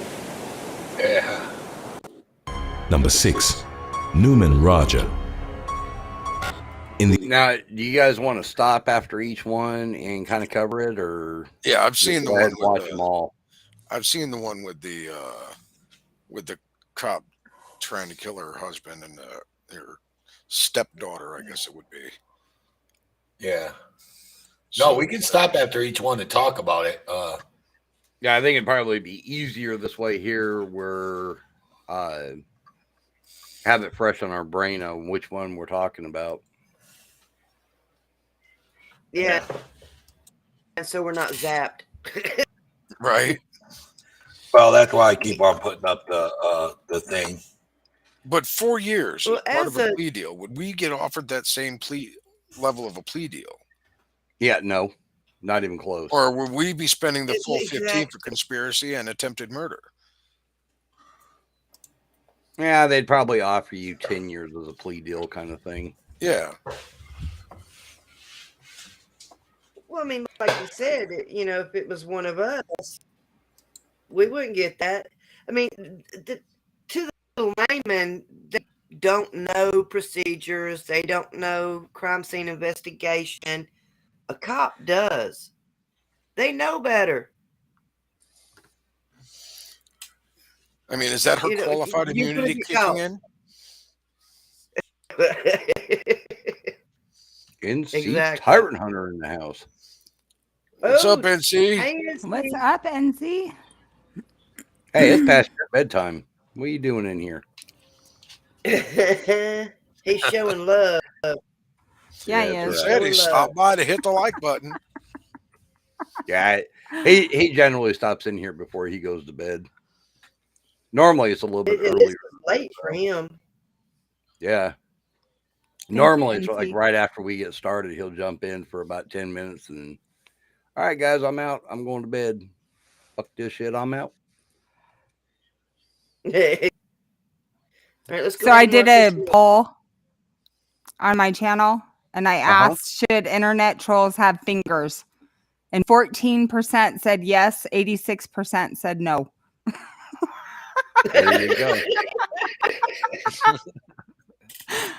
Yeah, but the problem is then we would have to take away their voice box too, because they do have the programs to where you can just talk to the computer and it types it. So No. Yeah, Yeah, the but speed that to we would have to yeah. take away vocal cords as well. Yeah, So that program 14% is of so my screwed up, though. 14% of my audience is trolls right now. Gotta be. That's funny. That's funny. I'm back, y'all. All right, let's roll it. All right.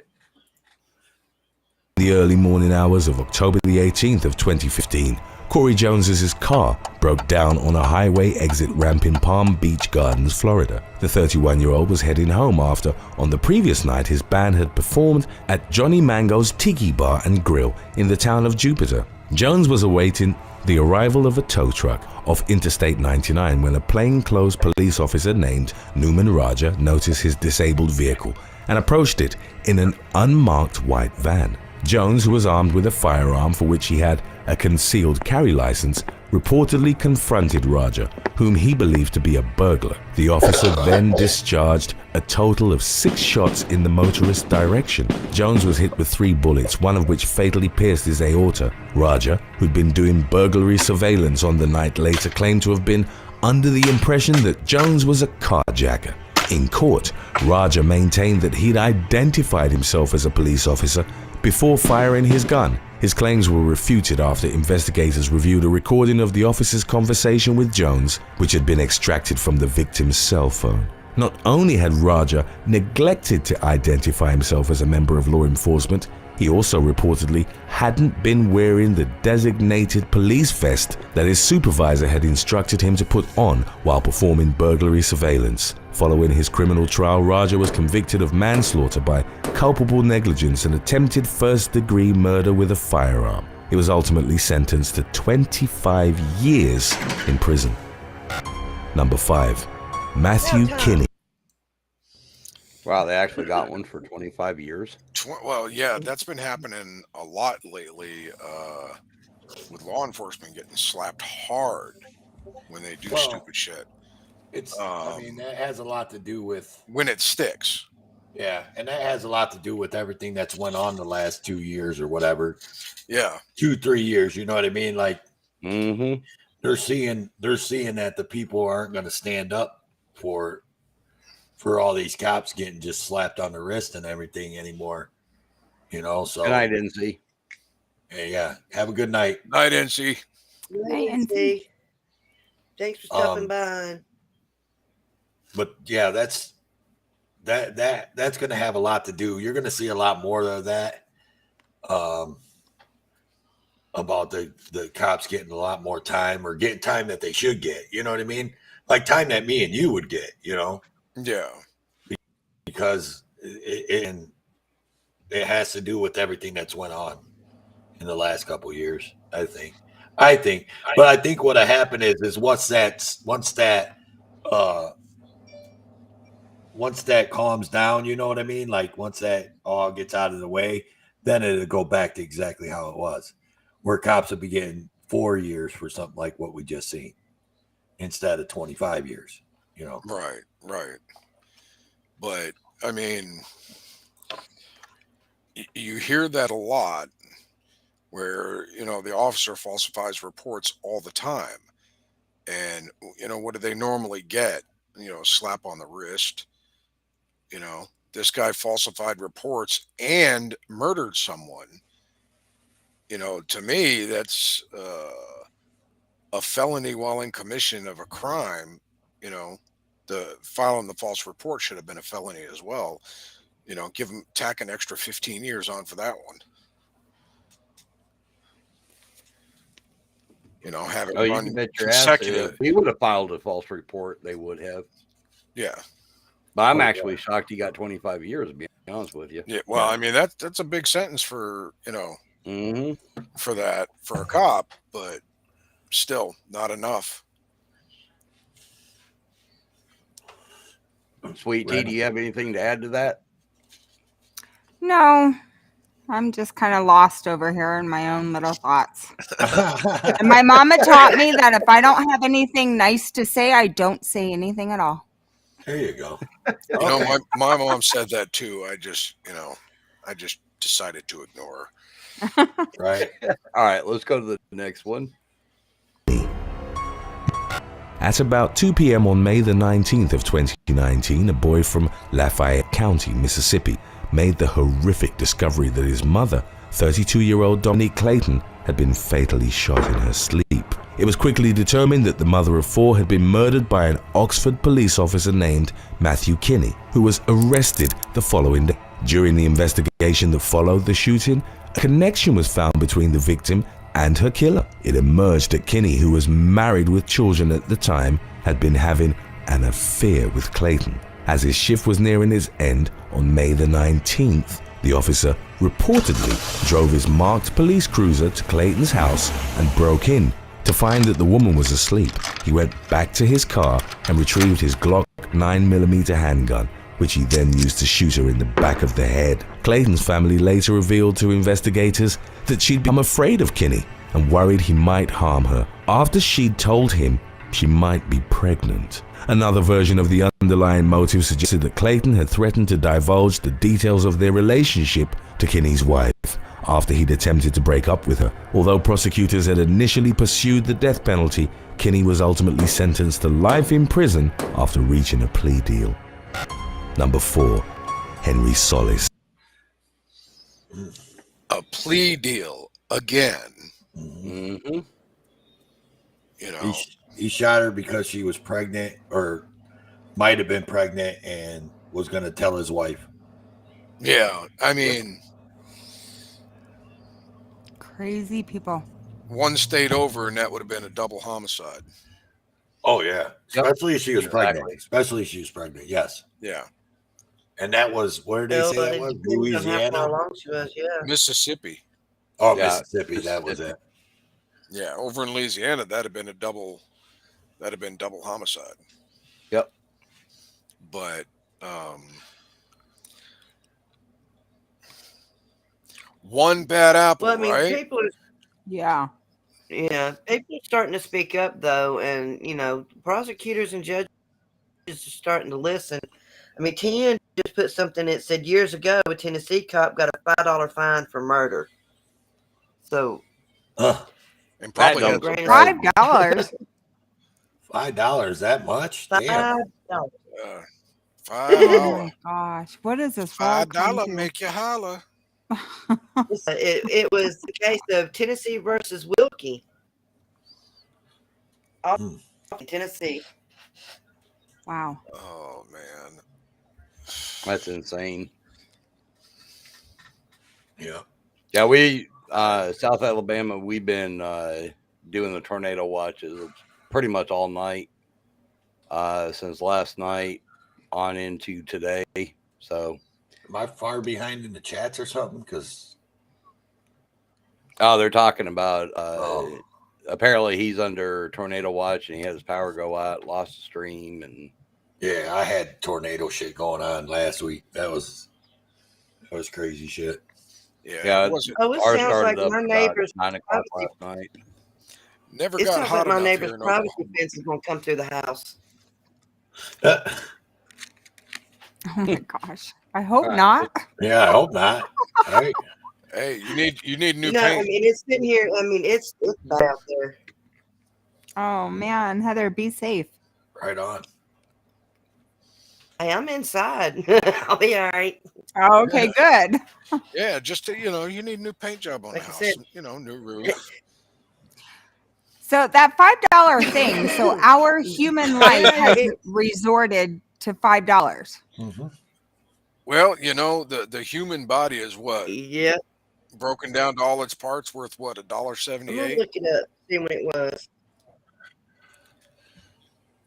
I know. I think I read somewhere a long time ago that it if you cut a finger off or something, that's worth like 30,000 or something.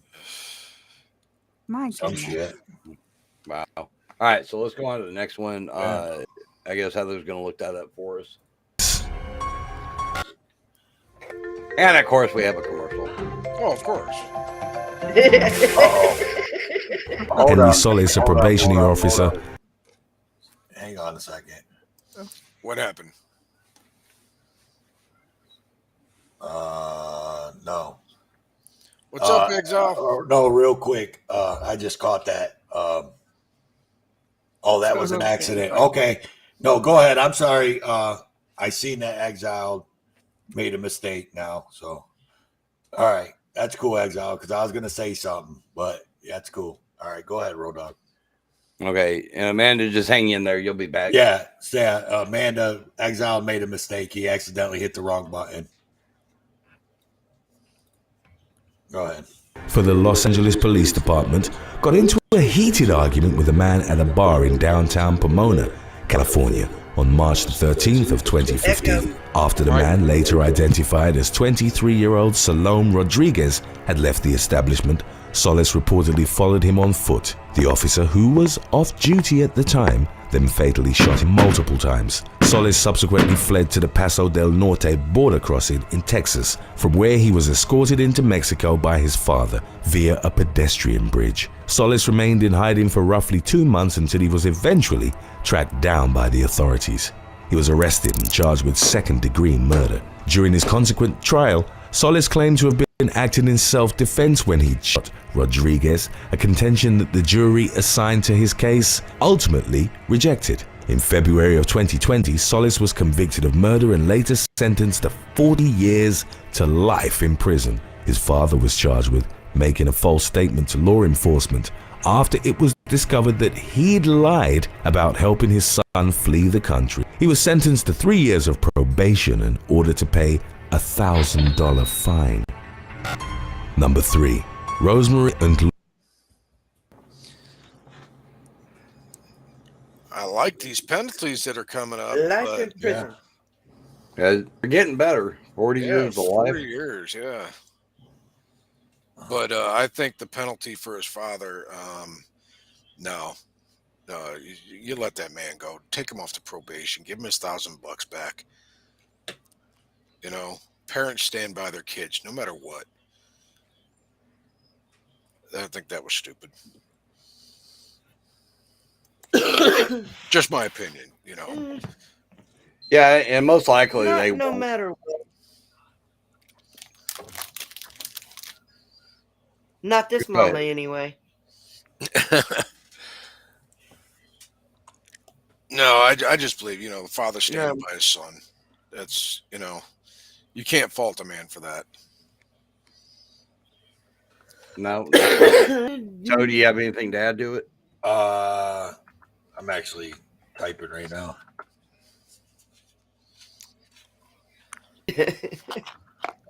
Yeah, I actually didn't watch that video. I've been getting messages, dude, back and forth all over the place. So I'm sorry, everybody. My mind goes other places sometimes. He missed it. Roll the next clip. Yeah. Roll the next clip. He's scrolling. Yeah. That's it. You're fired. Hey, I'm fired. Somebody needs to take over. Lovu.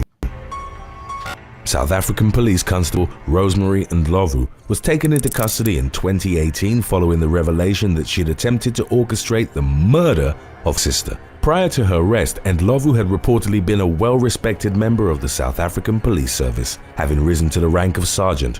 While posted at the Tembisa precinct station, the officer's murderous scheme was exposed by an undercover officer whom Ndlovu had unwittingly hired as a hitman. She was caught on tape and listed the latter and another man to burn her sister, Joyce, and her 5 children to death inside their house. Ndlovu had allegedly hoped the fire would be viewed as an accident, allowing her to collect the large amount of insurance money that would subsequently be paid out. It soon emerged that the sergeant had previously hired hitmen to carry out the killings of her live-in partner and 5 of her own relatives, all of whom had been murdered at various points between 2012 and 2018. Ndlovu was reportedly living lavishly off the insurance payouts from policies she'd taken out on the victims. According to the South African media outlet News 24, the officer had pocketed nearly $1 million after cashing in on her family's life and funeral insurance. In November of 2021, Ndlovu was sentenced to 6 concurrent life sentences by the South Gauteng High Court in Johannesburg.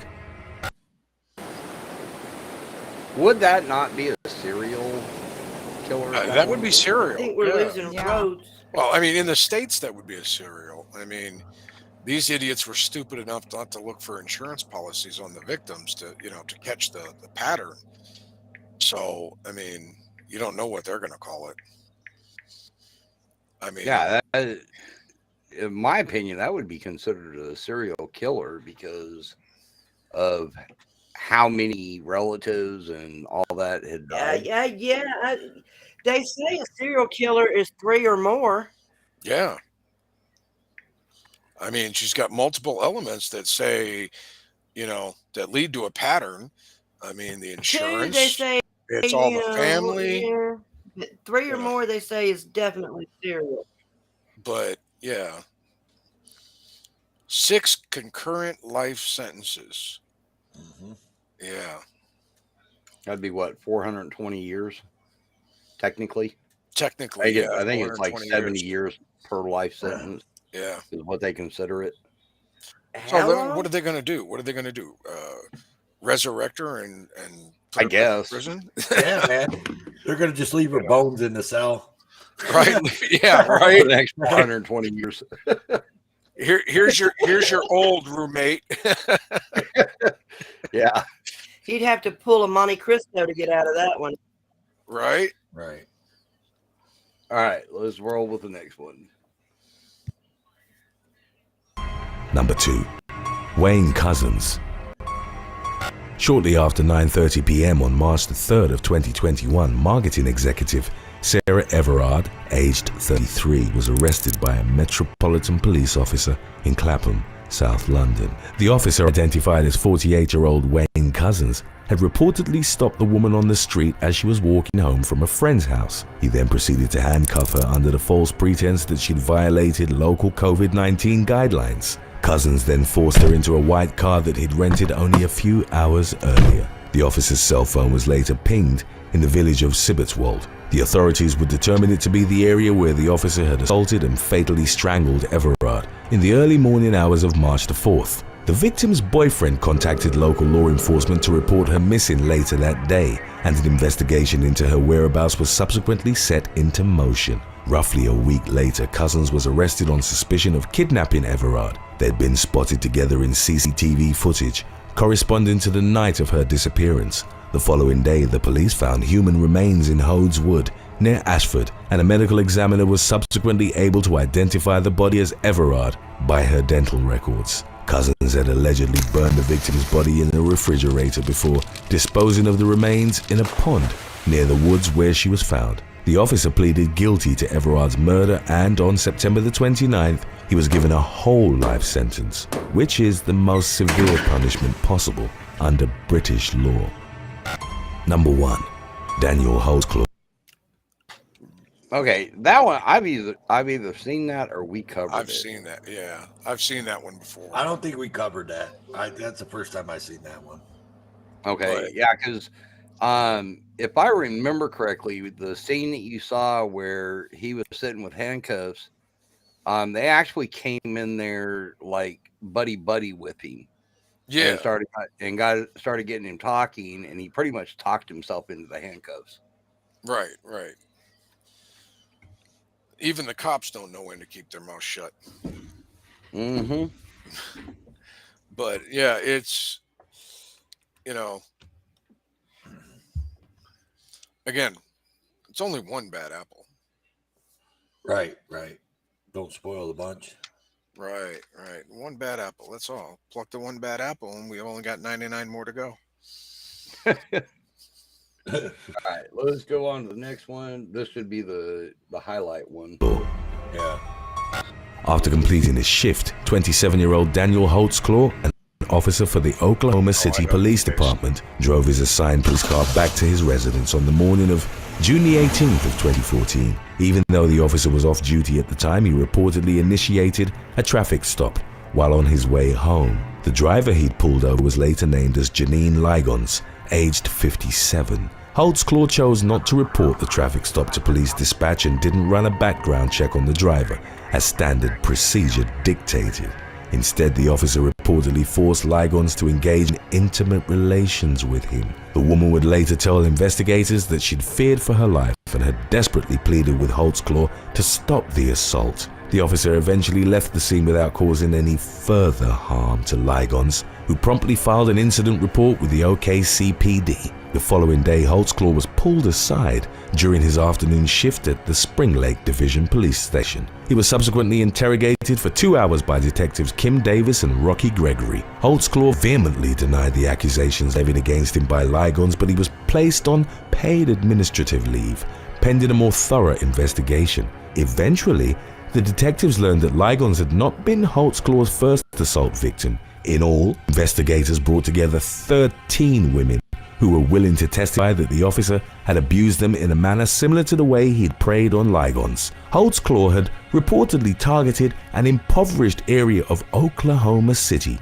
where he would initiate unreported traffic stops. He then allegedly ran record checks to find information that could be used to coerce prospective victims into having non-consensual relations with him. Following his criminal trial, Holtzclaw pleaded guilty to 18 of his 36 charges and was ultimately sentenced to 263 years in federal prison. Thanks for watching. Okay, I know that case very well. I'm just going to say this. The guy's a scumbag, and he did do most of it.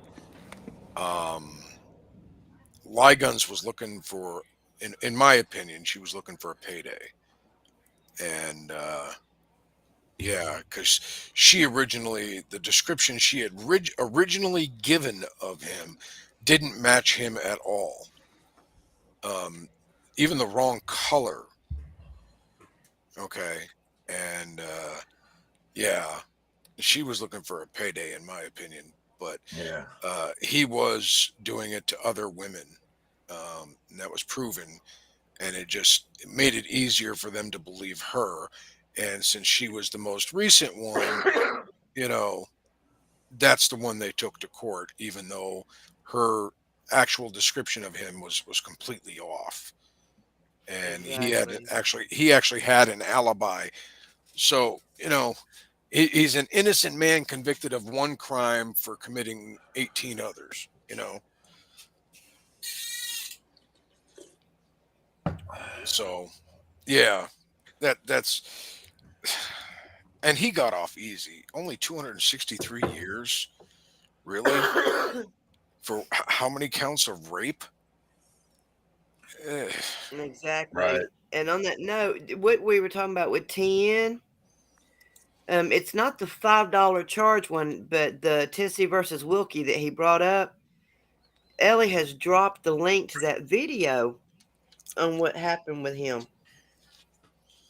If you can snag it, Road Dogs. All right, say that again. I didn't catch all of that. Let me see if I can find it. A Hamilton County deputy here in Tennessee was charged on 44 counts of rape because he would rape women and strip search people on the side of the road. Yeah. Yep, I can see that. That one officer in Texas was charged with rape.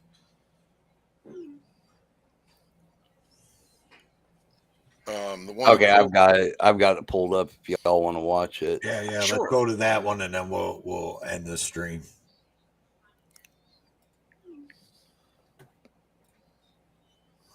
But we only have 20 more to go, dude. Yeah. All right, here we go. 20. Yeah, Heather worked overtime on this. Come on. Yes, she did. Good job, Heather. Right, here we go.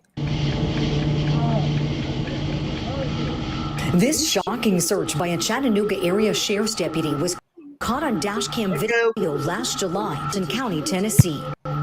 2 motorists were stopped by the deputy for an alleged traffic violation. Footage shows Daniel Wilkie and another deputy involved in the strip search of a man on the side of the road. Wilkie allegedly performs an illegal body cavity search of James Myron Mitchell. This is one of 8 cases that I have involving Mr. Wilkie and then a variety of co-defendants. Common defendants in all those are Wilkie and Hamilton County government. Daniel Wilkie has been hit with a 44-count indictment related to his actions against suspects he stopped for minor offenses. Those counts range from rape to reckless driving.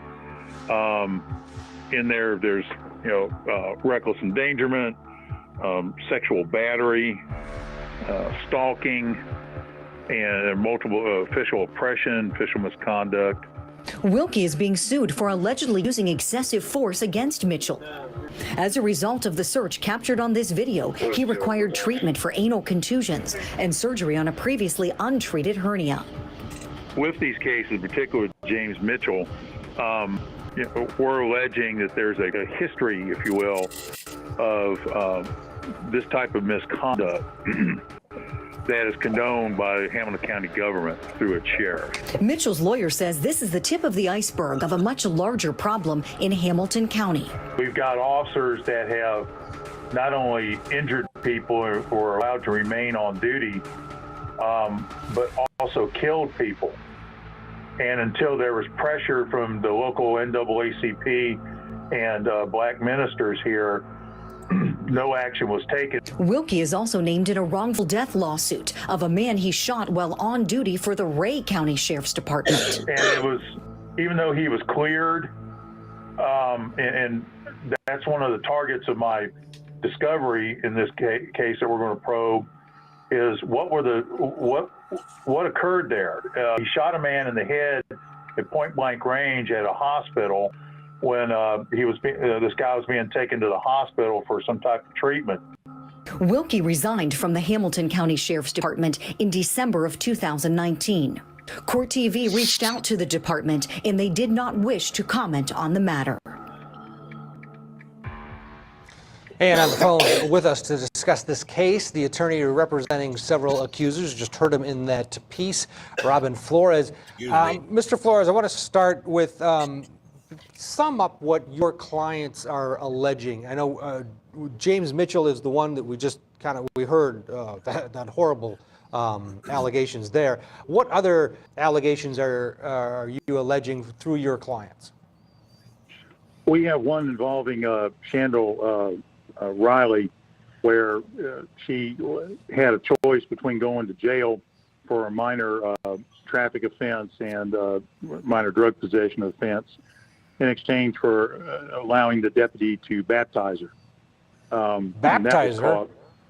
Yes, and that was caught on video as well, and that's one of the on a separate video, not a dash cam video, but on a separate video, and that's one of the allegations we brought.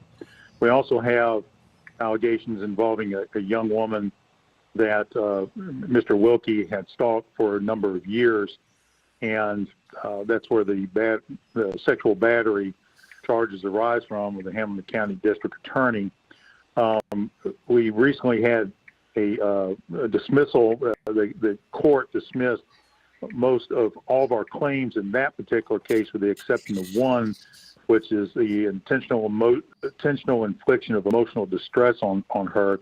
And the federal judge declined to send it back to state court because he, in his order, wanted to keep that charge or that claim with all the others.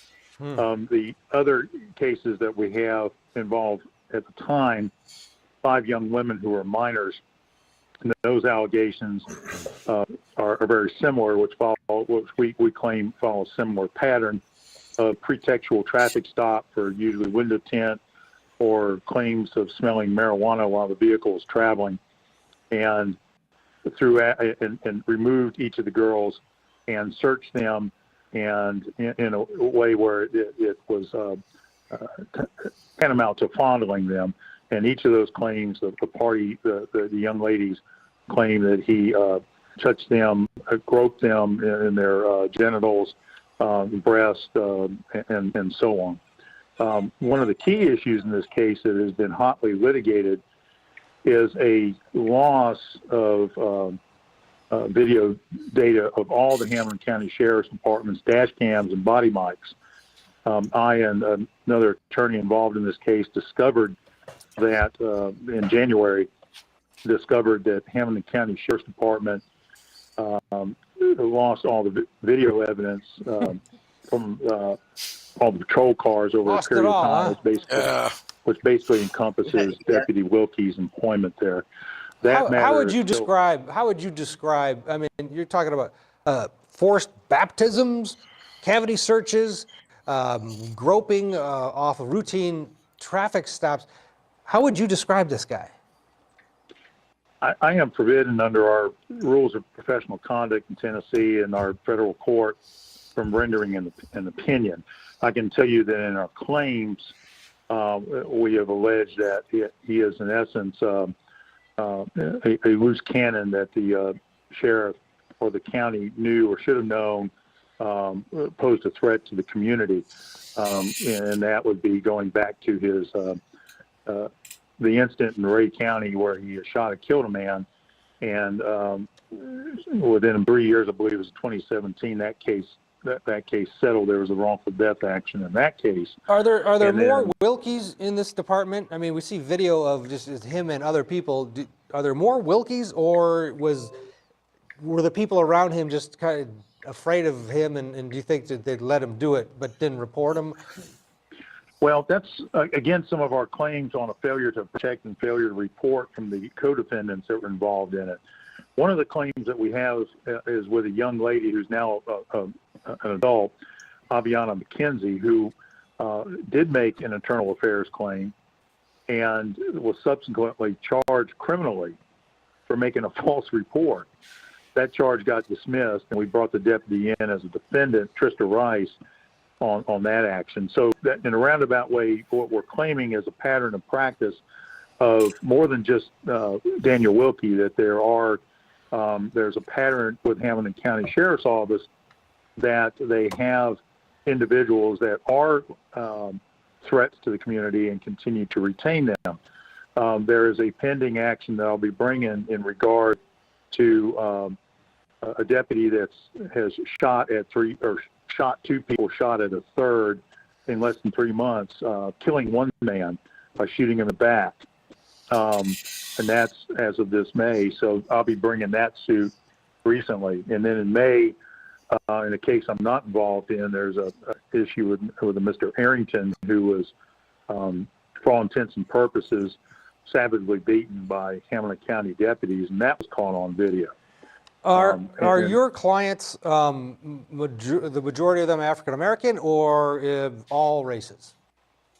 All races. I mean, surprisingly, only two. So this wasn't racially motivated in your mind, these incidents? I can't comment either way. That'd be improper for me to do that. I can just tell you that it seemed that from the pattern that we've established in our complaints that it didn't matter who it was. The sheriff, I know, is not running for re-election. What, in your, I know you don't like to give your opinion, but what needs to be done, or anything? Does anything need to be done to clean up or change this department, or is it just a matter of getting Wilkie out of there, which has already been done? Well, what we're alleging is pattern, and that pattern has been condoned by the sheriff and condoned by the government, the county government. So what we're looking for, or what we're hoping, is a overhaul over there of the practices and pattern of how this particular sheriff and how Hamilton County government is managing and running its sheriff's office. It's our position that that won't happen until we either have a court force it on them, or the sheriff is no longer in office. Former officer or Deputy Wilkie is set to go on trial in December. What's your take on that? Is that a target date that's going to happen, do you think? Or because of COVID, do you think this will get pushed back or anything else? What's your take? I know you're not part of the criminal trial, but you're on the ground there. What do you think? Well, that I can't comment on. Our courts are under a order from our state Supreme Court on basically leaving it up to them and how they're going to manage grand juries and jury trials. I would be surprised, given the state of the pandemic, and if the surge in cases keeps rising, I would be surprised that our courts will have jury trials in December. I'm actually realistically, I practice criminal law in this jurisdiction as well, and everything realistically is being bounced out until early or mid 2021. All right, well, it's a case that we will be watching very closely. Robert Flores, appreciate your time this evening. Have a good night.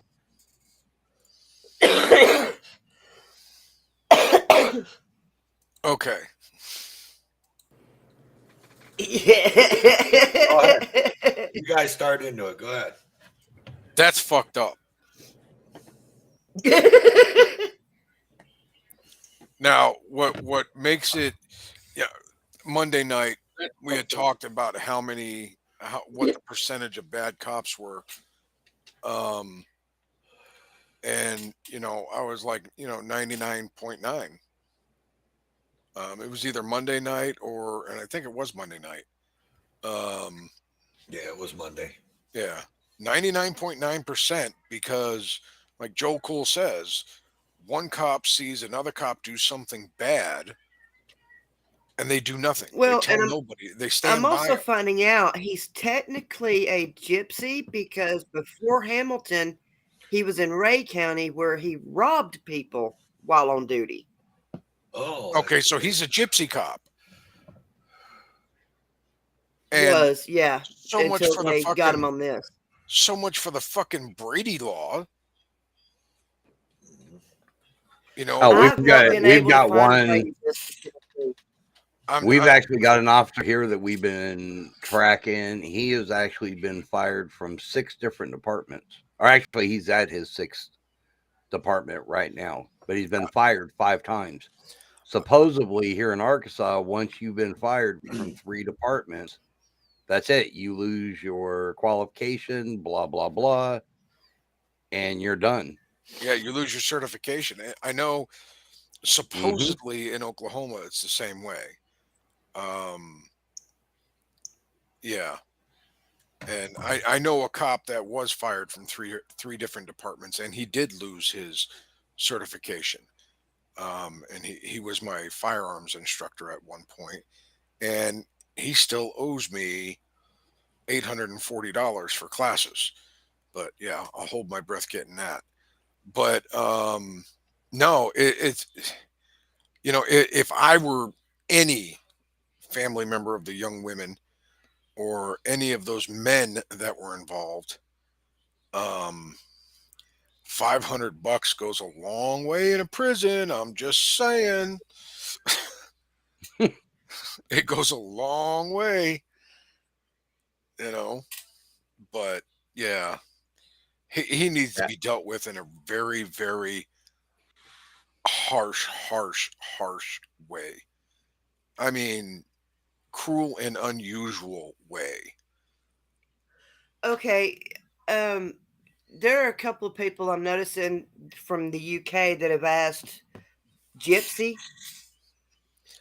A gypsy cop is a cop who moves from department to department, whether it's from city to city or county or city to county or county to state or the other way around. They leave before they get in trouble. They're given the option. You can quit, resign, or move to another department.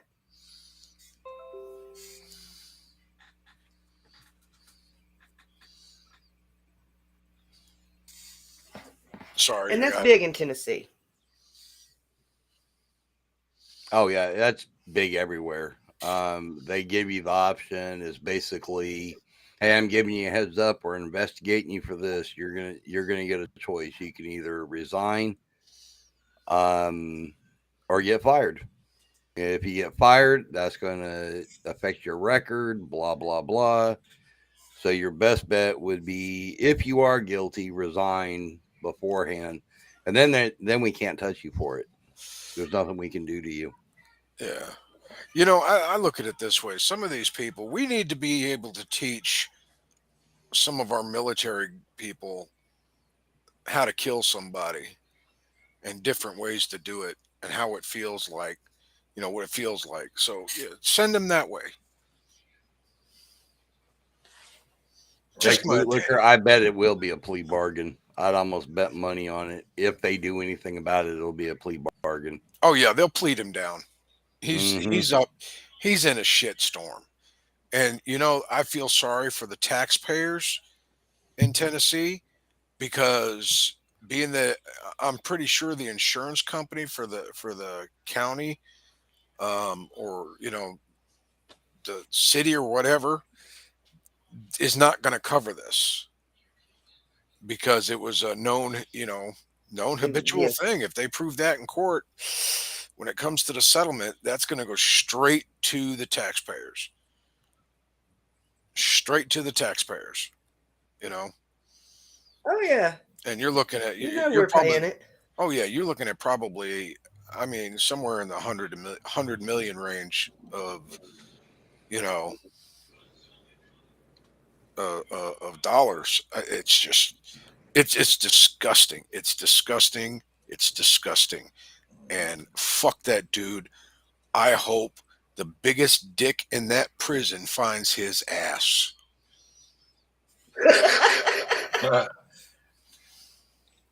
And on that note, I think now would be a good time to pull up that DOJ sheet, Road Dogs. Yeah, you took the words right out of my mouth, Heather. Is that a conversation closer? Yeah, this is gonna be the closer right here, the DOJ letter. And I'm fixing to drop it in all. I'm fixing to drop it in all the rooms. All right. Okay. Actually, I was actually working on that as we spoke. But I'll let you do it. And Heather, I'm going to let you cover it.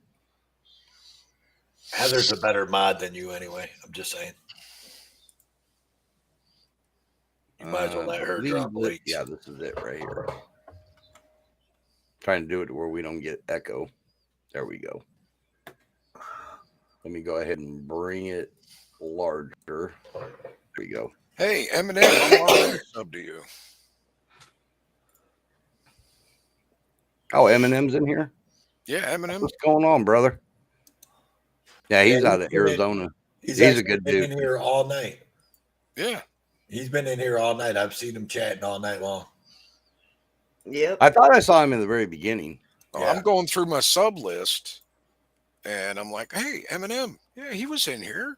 I'm already subbed to him. Yeah, he's good people. Yeah. So, Heather, why don't you go ahead and explain exactly what this is?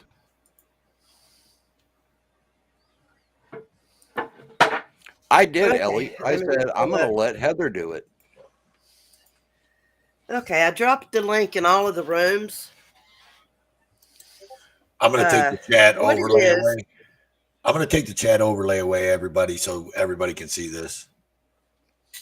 There Okay, we go. what this is, it's the Department of Justice website. It's the homepage. It's the Civil Rights Division subpage addressing police misconduct laws enforced by the Department of Justice. And it talks about the different sections, talk about what you can do and what you can't do. And each of the DOJ enforcements is briefly discussed on this page, and it tells the difference between criminal and civil cases. But what got me is down here under federal criminal enforcement, it says it is a crime for one or more persons acting under color of law to willfully to deprive or conspire to deprive another person of any right protected by the Constitution or the laws of the United States. Under color of laws explained, anyone who's interested can go and look at all of this. The types of law enforcement misconduct covered by these laws includes excessive force, sexual assault, intentional false arrests, theft, or the intentional fabrication of evidence resulting in the loss of liberty to another person. And then under federal civil enforcement, police misconduct provision, y'all are going to love this. The solution and remedies that are available under this law, the remedies available under this law do not provide for individual monetary relief for the victims of the misconduct. Rather, they provide for injunctive relief, such as orders to end the misconduct and changes in the agency's policies and procedures that resulted in or allowed the misconduct. There is no private right of action under this law. Only the DOJ may file suit for violations of the police misconduct provisions therein.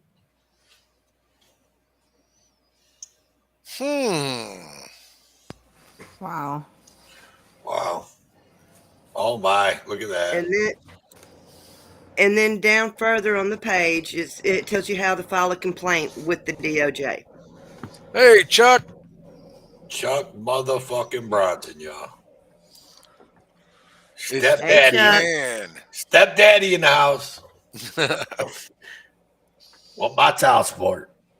I found that, and I thought everybody would find it interesting. Yeah, I mean, he's going to tell you that check's in the mail. Yeah. Right. He always tells me that. Check's in the mail, punk. Glad you could stop by for 5 seconds, Chuck. Hey, Ellie, I agree. That should apply to Mr. Godell. Hey, check.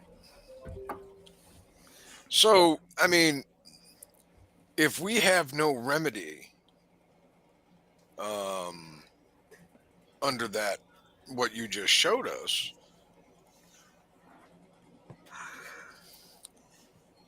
You have to file through the DOJ, depending on what it is. Yeah, but I mean, if there's no, not that I'm out to sue people, because I don't take things to court. I take them to the woodshed.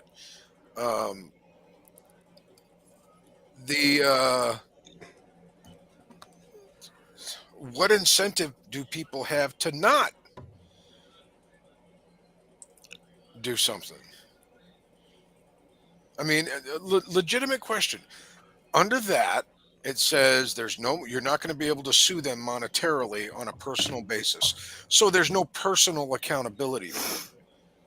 Okay. And even under the criminal part, they're not allowed to, they're not going to face jail, just department sanctions. So honestly, why wouldn't you take that person to the woodshed and beat the ever-living shit out of them, or worse? Well, Rocket City, oh, let me pull that back up. He just said... I'll find it. I'm going to find this thing. Here we go. You have no remedy through the DOJ, but filing a civil rights lawsuit on your own isn't barred by that. Yeah, I understand that. But that civil rights thing really, to me, yeah, it gets the victim a few bucks. Yeah, okay, so you get a few dollars in your pocket. You know, now you can rub 2 pennies together instead of having to cut it in half and run it together. Rub it together. But I mean, there's really no To responsibility. tell you the truth, if it forces department policy changes and reform, if they would actually do that, I can approve of that. As a matter of fact, Sweet Tea is doing some investigation on some reforms that are happening to her in her local area. Yes, ma'am. Okay, but follow me on this. They ignore their policy every day. All right. Officers do. They ignore their department policy every single day and are never called to task on it. All right. The DOJ just told you that they're not going to hold them, they're not going to call them to task from their end. Yes, you can file a civil lawsuit and you can cost the taxpayers, $50, to $100,000, $200,000 or $2 million, as in that one case. Okay. But what what was put in place through all of that to stop them from doing what they've already done and continue to do. There's no personal accountability for each officer. And that is what is pissing people off. That's why qualified immunity has to go. But still, they're being protected by the DOJ. They're being protected by, the local laws. They're being protected by insurance companies. I mean, when's the last time you saw a police officer lose his house, his car? They don't. Or anything. Because they had to We pay as off taxpayers lawsuits. lose our stuff. You know? Right. Yeah, because you can't sue them individually. You can't sue them personally. And they've got insurance through the union and the FLP that cover them, so they don't give a shit. Right. But this here that I was reading to everybody explains why everybody's upset when they go to file complaints or file charges against an individual officer or an individual department. That's why. And like Rock City says, it's hard, but not impossible. No, not impossible. You got it. Just improbable. If the officer is proved to have lost his qualified immunity from the get-go, then there's a chance. But it's really, really hard, like he said. But okay, Rock City. Rocket City. Yes. Rocket City. My apologies. Yeah. All right. Wouldn't want you to think you was a rock instead No, of a rocket. there was another auditor out here called Rock City that we shall not name. Yeah, Rocket City News Now or Rocket City Observer, whichever way you will say it. Okay. But how many people have you come across?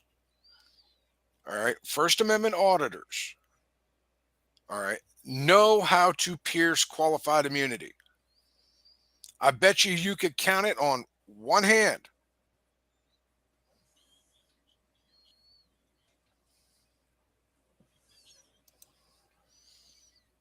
Well, that's one of the solutions that will be up for discussion in another show, Police to Police.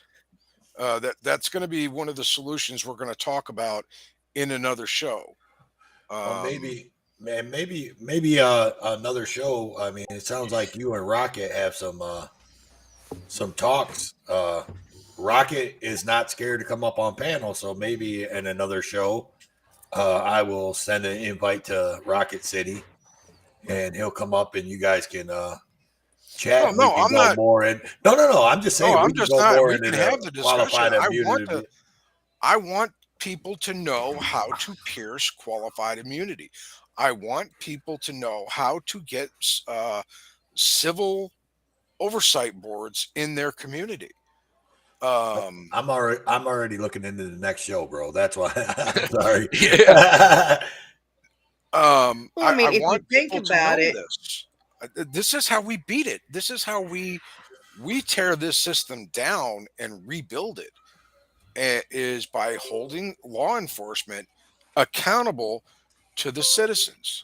And I'm not talking a static civil board.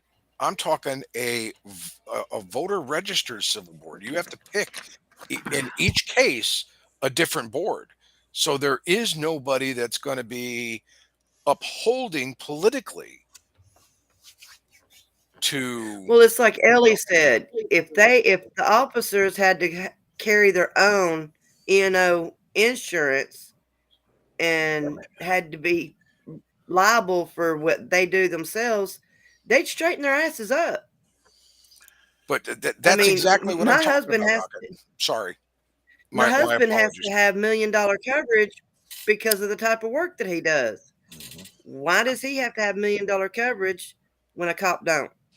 Right. I mean, we pay for our own. They should pay for their own. Right. Right. You know, and that's And like the thing. PTP said, cops always say not every cop is a bad cop. So he says back, well, not every civilian on the streets is a criminal either. Well, I mean, I have Exactly. answers. I have answers for that. For their, everybody lies to their, if you knew how many people lied to you, and I'm like, well, then stop lying to them.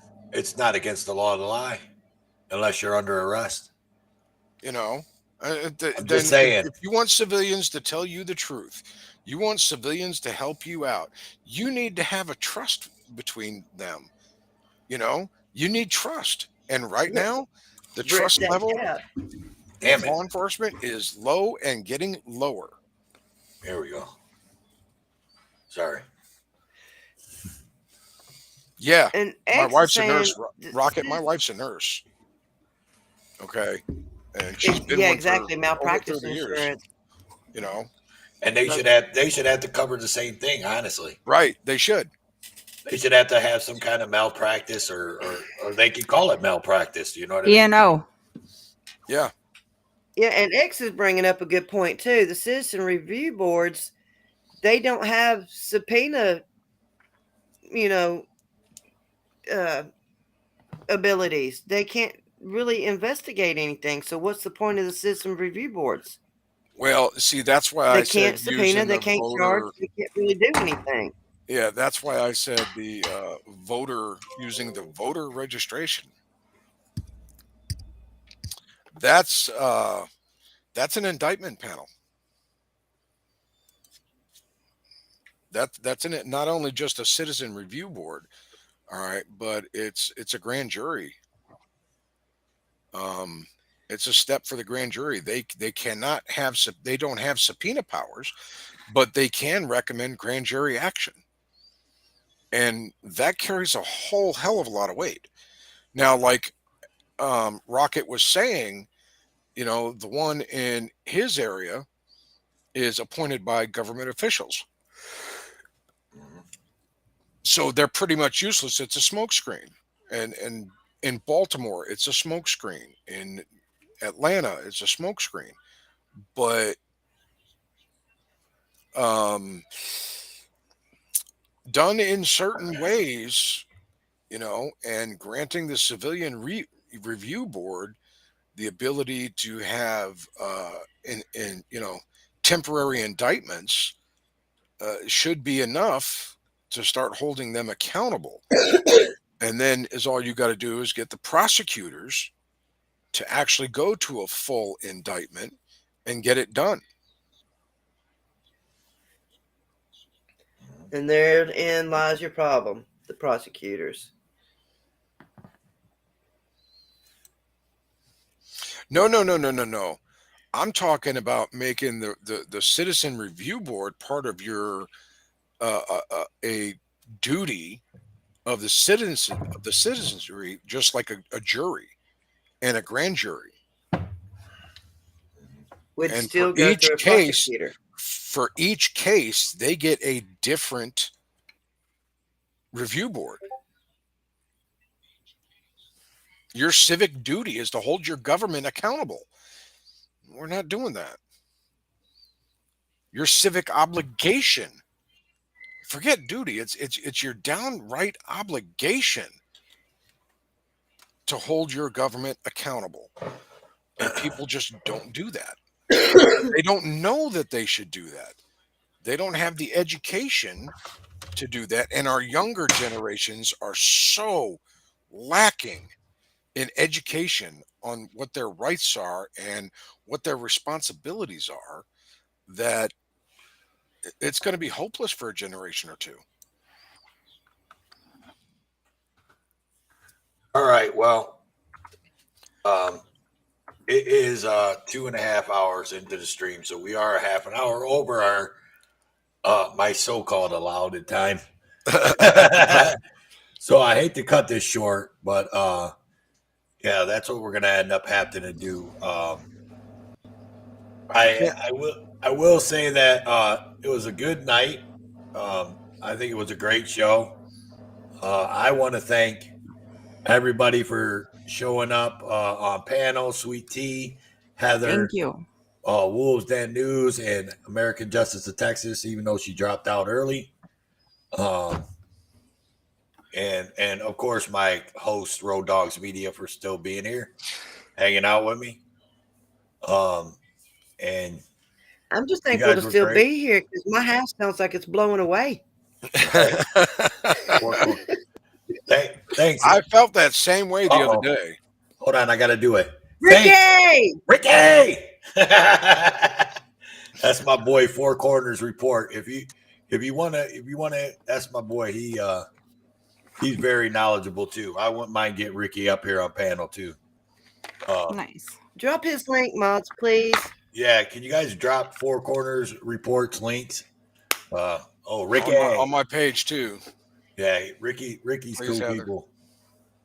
I got you. But anyways, you got anything to say on your outs there, Wolves Den? No, I think, drop a little bee in everybody's bonnet. I think we should continue talking about what we talked about this afternoon. Nanner, she said, Ricky. And I say, BANANER. All right. Okay. I had to do Nanner, we love you. Go ahead. I'm sorry, Wolves Den. I didn't mean to cut you off. I had to say that before I forgot. Well, I think you should probably drop a bee in everybody's bonnet about what we were talking about this afternoon. Right, for sure. Yeah, that was a good show, and I mean we'll talk more on Friday. I'll see if I can't pull Rocket City in, and maybe even Ricky from Four Corners. He's always he does a lot of volunteer like fireman shit, so he's kind of in and out sometimes. But Okay. Oh, yeah, Now, wait a I minute. was a Let me address volunteer. something. Banana's apologizing for being late. No, honey. Right. Your child had a concert that she played in. It's okay. I hope she did well. Yeah. No. Don't Road ever Dogg. apologize for doing something for your kids. Oh, you're talking about Oh, Rocket being City. here, yeah. I thought Road Dogg was talking about Four Corners. I was gonna say, I got Ricky's number, so I can get a hold of Ricky. Ricky, I got your number. Road Dogg. What about you, Sweet Tea? You got anything to close with? No, thank you for inviting me on the panel. And I had a long night last night, a long day yesterday, and I'm not my pepper happy self, I feel, and I'm sorry. But thank you for having me on here tonight. Oh, you're always welcome. Bamley for life. You know that. Thank you. Heather Holt. Oh, yeah. My girl. What's up? Not a whole lot. You got something to say on the Like I outs? said, I'm just glad to still. Everybody, go read that DOJ page. Learn what you can from it. Hit home on it and go and look at everything on there. I found it by a fluke. Go and copy it if you need to. Read it, learn it, and let's all get out there and get something done about it. Yeah, that's a big thing. Can I say one more thing? Go ahead. All right. I think as auditors, you guys, not me, and as someone who does what I do, it's our responsibility to teach others. If you learn something from today's show, please take that to someone else and teach them what you learned. That's the only way we're going to beat this. Yeah. That's what it's about. Pay it forward. Exactly.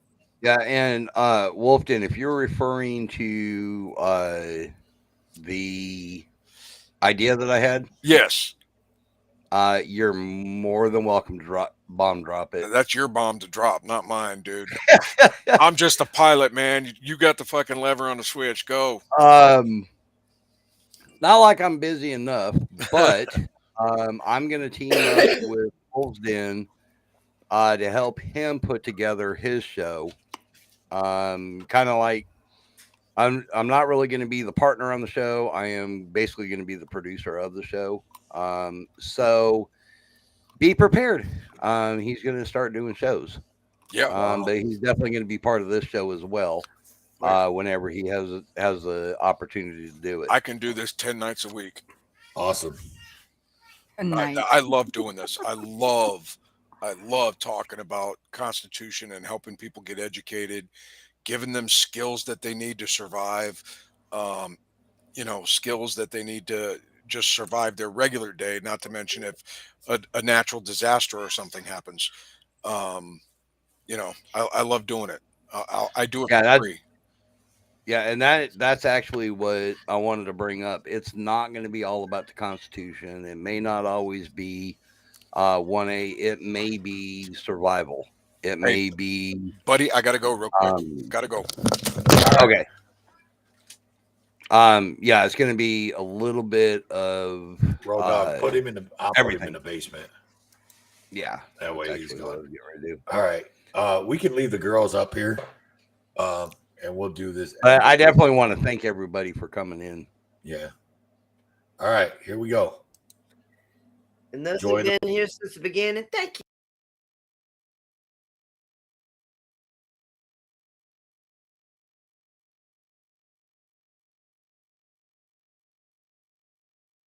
This shit, I'm out. No thanks. Don't mind me. I'ma just grab my stuff and leave. Excuse me, please. Fuck this shit, I'm out. Nope. Fuck this shit, I'm out. Alright then. I don't know what the fuck just happened, but I don't really care. I'ma get the fuck up out of here. Fuck this shit, I'm out. I see you back in the basement, Wolves Den. We threw you down there, so just hang on. We'll be with you in a minute. And everybody in the chats, Wolves Den is cool. Everything's cool. He's back in his chair. Yeah. I'd like to Did he see a spider? No, I don't know what he did. We'll have to find No, out. the house after would the be show. being burnt down if that was the case. We'll have to find out after the show. So I'm gonna switch back over to the overlay real quick. Probably won't show much. But hey, I want to thank everybody for coming. Of course, again, like I said, the people on panel, Sweet Tea, Heather, Wolves Den, and AJ, my host, Road Dogs Media. I love you, brother. All the people in chat. Oh, look at that, M Star. Hey, M Star, welcome in, sweetheart. Sorry you're running behind, unless you were lurking all night. But we love our M Star. Yeah, Great Lakes. I see Great Lakes is back. What's up, Great Lakes? I want to say thanks to everybody in the chat. Like always, you guys make this show. You keep me coming back every Monday, Wednesday, and Friday. I love you guys to death. You guys are great. We had a couple little issues in the chat today. It got handled out. No problems. And that's what I like about it. Much respect for everybody. Yeah, I see AJ's in the chat. Thanks, AJ, for being here. And Lady Love FTP, y'all. If you don't know Lady Love FTP, go check her out. I love you guys, and you know how it goes. Road Dogs.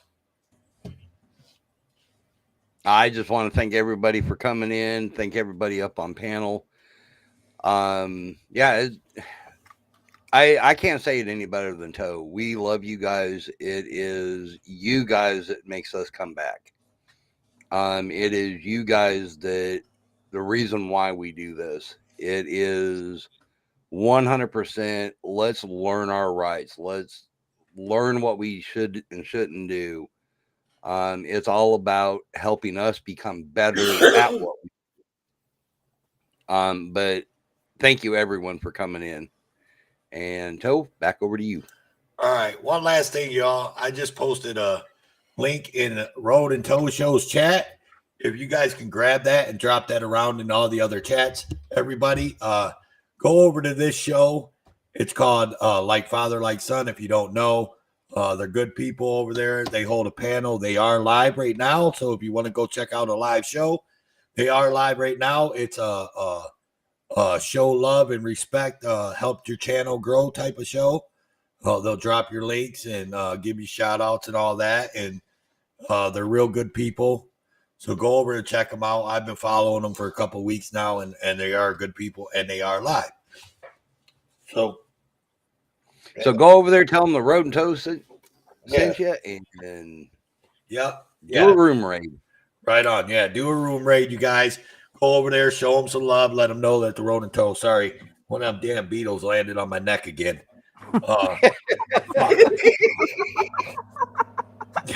Dude, my garage door's closed, dude, and I've been fighting them all night long. I mean, but yeah, go over and check out Like Father, Like Son. They're great people. They'll drop your links, like I said. They'll shout you out. They're really good people, and keep checking them out because they have good conversations over there and everything. And they stop into our chats all the time, so show them the love. Tell them that the Road and Toe Show sent you, and we love you guys. So, without further ado, I am Toe for Life. This is my motherfucking host, Road Dogs Motherfucking Media. This is the Road and Toe Show, episode 34, and we out this bitch. Toodles, y'all. Later. Bye.